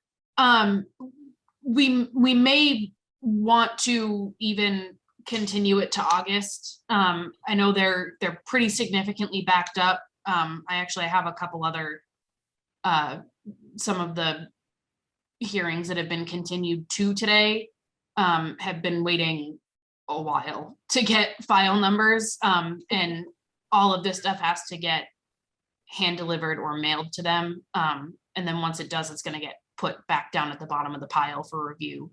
So it might take some time. Okay. So continuing to August 2nd might be worth considering. Okay. Well, at the recommendation of the agent, do we have permission from the applicants to continue to August 2nd? Is that correct? Yes. Fine. Okay. Then we would need a motion from members to continue to August 2nd. Make a motion that we continue this for 11 Exeter Way until August 2nd. Second, Okay, all in favor, Pete, Sure thing. Bob, Yes.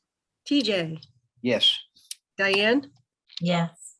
Dan, Yes, and I will also vote yes. So sorry that you have to go through this with DEP, but that's part of the process, I guess. So hopefully we can have all our ducks in a row and get you a quick authorization for this work at the next meeting, or the meeting on August 2nd. Thank you. Thank you. Okay. Does anybody need to take a quick break? You know, I'm set okay. to forge ahead? Okay. Next Everything item from is, here on out's getting continued anyways. oh, good, okay. So Nathan Gray, 21 Cottage Road, still no DEP number. Notice of intent for work to replace the existing septic system. So I guess Samantha, maybe you can give us an update on that one. Yep, yeah, so I reached out to DEP a couple weeks ago, maybe like 2 weeks ago now, because it was still saying that they were waiting on the fee. There was still no file number. So I was a little bit confused. They did get the fee, it did get processed. So I'm assuming the issue is just that, like I said, the fee cleared and it just got bumped to the bottom of the pile, and other stuff has just been piling up on top of it as new stuff comes in. So that I'm gonna reach out to DEP again, probably closer towards the end of this week, and kind of maybe give a little bit of a nudge, because we have a couple, this one included, and some others that have been in review since like February and March that still don't have that's been a long file time. numbers. So, but this one, it's so this and the other 4 after it are all getting re-advertised as well. So because of the turnover that we've had with the commission, unfortunately, having 3 out of 6 does not constitute a quorum. So we do have to re-advertise. That is all being taken care of this week. All the notifications are going to be going out this week. Legal ads, abutters notices, and all that. So these should all be hopefully all set for the 19th. And they're all getting continued to the 19th to reopen or restart the hearing rather. Okay, so is that your recommendation for this to continue to the 19th and not the Yes. August 2nd meeting? Okay. Would anyone like to make a motion?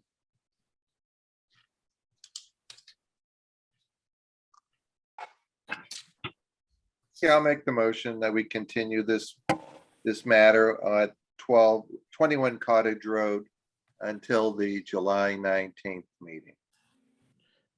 Second, Any discussion? Nope. All in favor? Pete, Yes. Bob, Yes. EJ, Yes. sorry, Diane, yes. Dan, yep. and I will also vote yes. Thank you. Okay, moving on. Last page. Support the Pink House Inc., 60 Plum Island Turnpike, DEP 50-1382. A notice of intent for work to conduct maintenance renovations to the rear side of the existing single-family residential structure. Same thing with this one, getting re-notified or re-advertised rather, continue to the 19th. Okay. Move to continue. Second. Okay, any discussion? All in favor? Pete, Yes. Bob, Yes. EJ, Yes. Diane, Yes. Dan, Yes, and I will also vote yes. Okay. Blazing speed here. Okay, Martin Patassi, 42 Middle Road, DEP number unassigned. A notice of intent for work to construct a single-family home with septic system and wetland crossing for driveway installation. Work will include restoration and mitigation. The request- Same thing for this one. All the fees and everything have all cleared. Again, similar to Cottage Road, it looks like it's just gotten to the bottom of the pile. One thing to note that there are new plans in the Dropbox that were added, I believe, a couple of weeks ago, with the updated and revised wetland lines and the revised restoration for the crossing. Great. And this one is being re-advertised, continue to the 19th. Make a Right, motion that we continue it. Second, Any discussion? Okay, all in favor, Pete, Yes. Bob, yes. TJ, Yes. Diane, Yes. Dan, Yes. and I will also vote yes. Gage Foley, 7 Bittersweet Lane, DEP number unassigned, notice of intent for construction of a new single-family home with septic system associated site work. Sam? Same deal with this one. It's being re-advertised. Differences, this one, we were waiting on the stream observations.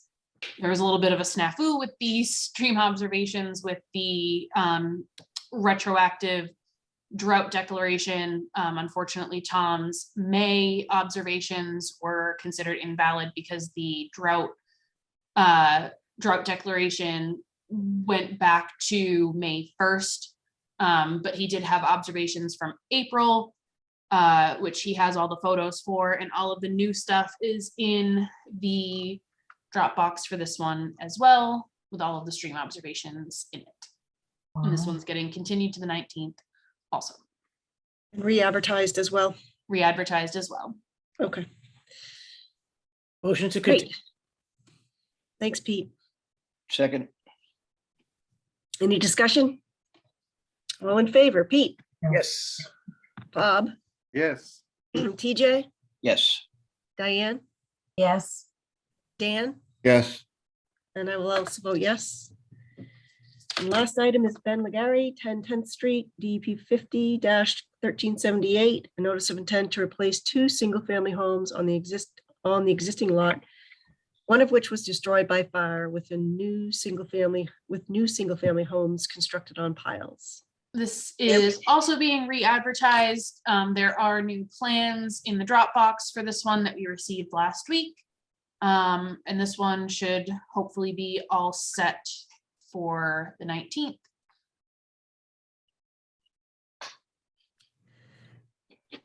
Make a Great. motion that we continue it to the 19th. Second. Any discussion? Okay, all in favor, Pete, Yes. Bob, Yes. TJ, Yes. Diane, Yes. Dan, Yes. and I will also vote yes. Good job.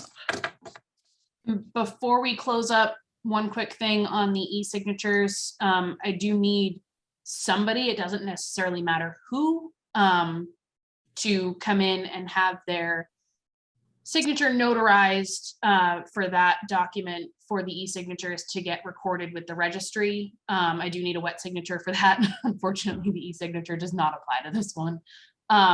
So again, it doesn't really matter who, just somebody who voted on it needs to come in. If you can come in tomorrow or Thursday, everything that I have from tonight that got issued can be issued with e-signatures and none of you have to come in. So You're not a notary, are you, Sam? I am not, but the town clerk. Okay. is. Okay, It's very Mary, expensive I can to have a stop by notary. in the morning if it's that would be great, Bob, if you could do That would that. be perfect. I'm a notary, by the way, if anyone ever needs notarization. Oh, nice. Bonus. Another bonus. well, Diane, I could stop by your house later on and you could just notarize my signature. But we don't know what we're notarizing. Yeah. And the other thing too, the meeting minutes, it's been a wild month. So I don't have the meeting minutes done that were listed on the agenda, and I do apologize for that. I should hopefully have them and this meeting done by next 2 weeks from now. Hopefully by the end of next week, I should have those out. But we do have an upcoming special meeting on the 30th, another bylaw meeting, so which I should have the new bylaw draft out for that sometime this month. All right. And just, I will not be able to attend all of the meeting on the 19th. I have a conflict, so it sounds like Pete has agreed to chair the meeting. Is that correct? He did? I think Oh, that- I thought I heard you say We can yes. figure you that would. out later. Oh, good. We can All figure right. that out later. I think I heard him say yes, by the way. Yeah, I thought I did too. Anyway, I would accept an motion to adjourn. Motion to adjourn. Second.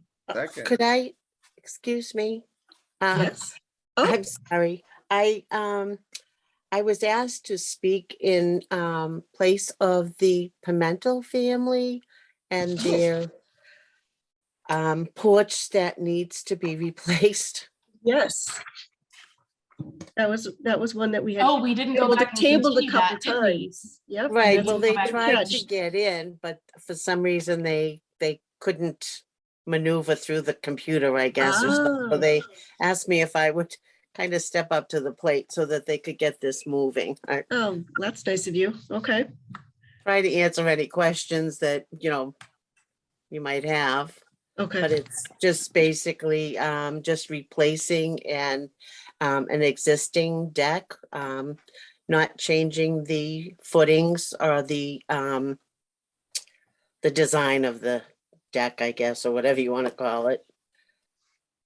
And I can do a quick rundown on this one if you'd like me to. Okay, that sounds good. Yeah, so this, give me a second, I'll turn this around for everybody so you can actually see it. So this deck right here on the right is what was removed. It has already been removed. It was a safety hazard, so it did need to get taken down. But it's just going to be replaced in the same area, same footprint, which is this this sort of sketch drawing here. And I didn't have any concerns about this one. I've been out to the site, not this one in particular, but I have seen it. And I don't really have any concerns as to the replacement of it. Except perhaps I'm not 100% sure if this is like planted dune grass or something right here. I believe that's hosta or Okay. Yeah. All right, so just maybe. landscape. Yeah. Yeah, she plans to do, some landscaping afterwards, after it's been all put back. Are we using the same supports? I mean, I know it's been taken down, but is there other footings or something that you're attaching us to? The what? New footings need to be done. New footings are gonna be put in. Okay. And do you know what kind of footings those are? I don't know, cement. Just on a tube, sonotube 4x4s.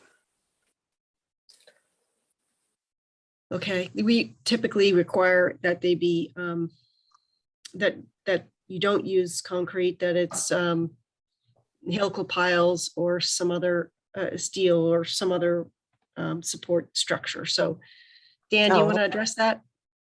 I think on something like this, Where it if was you just existing? replace existing, Mhm. doesn't look like it needs too much. Mm-mm. I don't know. I'm inclined to not worry about it. Pete, do you have any thoughts? Do you want to just do a historical as to why, just so the other commission members know? Sure. I mean, well, I guess it's DEP has been not allowing sonotubes, concrete structures on the barrier beach. So for new construction, whether maybe this qualifies as some kind of an exemption. I don't know, Sam, if you have particular thoughts on that, but that was my understanding of what the commission has been requiring for the time that I've been on the board. I do know what the porch was setting on. The boards were pretty rotten. Yeah. So there would have to be new supports put. Sure. Okay. I guess I'm not the contractor. I don't know exactly what he's doing. That's okay. Yep. Trying to, get this moving along. That's Sure. all. Sam, is this an actual egress, a second form of egress to this property that's not in place right now? So I believe right now it is, there is a door, on the, you can kind of see it here too, where the door is located. So there is a door there that is currently going out to a, drop, a very steep drop to the ground. Okay, so it's pretty urgent then to get this addressed. Yeah. Right. Yeah.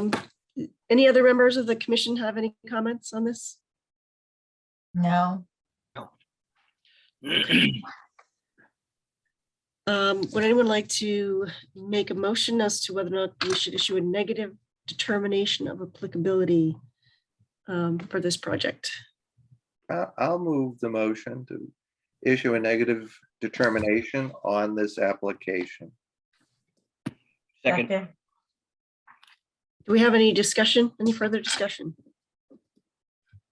No. So Sam, I think just so we can be in line with DEP, should we see if existing or modification of existing would allow for this type of footing, just so that we understand? I believe typically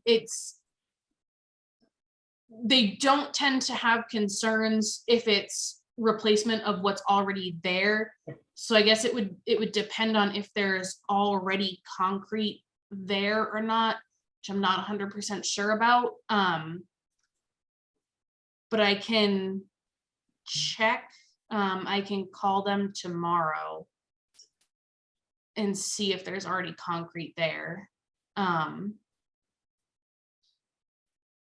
The way I remember it is, if your house is going up on pilings, that the use of any other type of support is discouraged. You're going to put it on pilings, you put it all on pilings.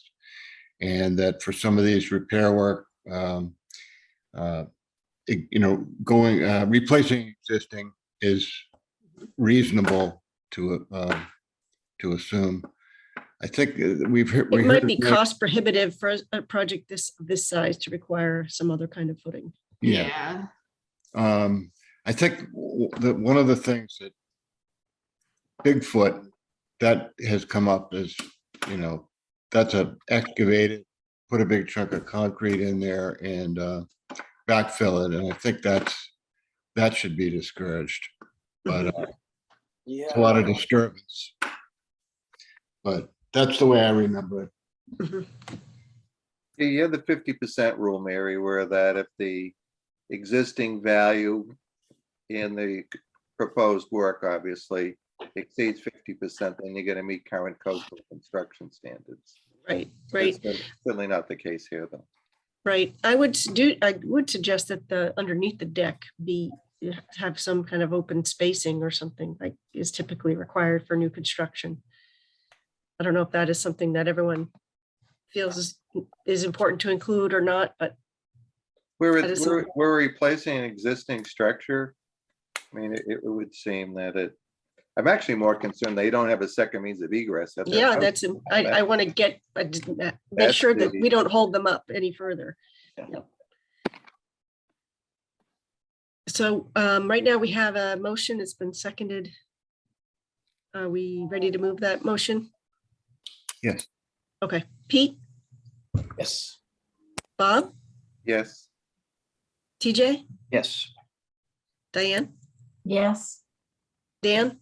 Yes. And I'll also vote yes. And that was with no conditions, correct? It sounds like not any special conditions. No.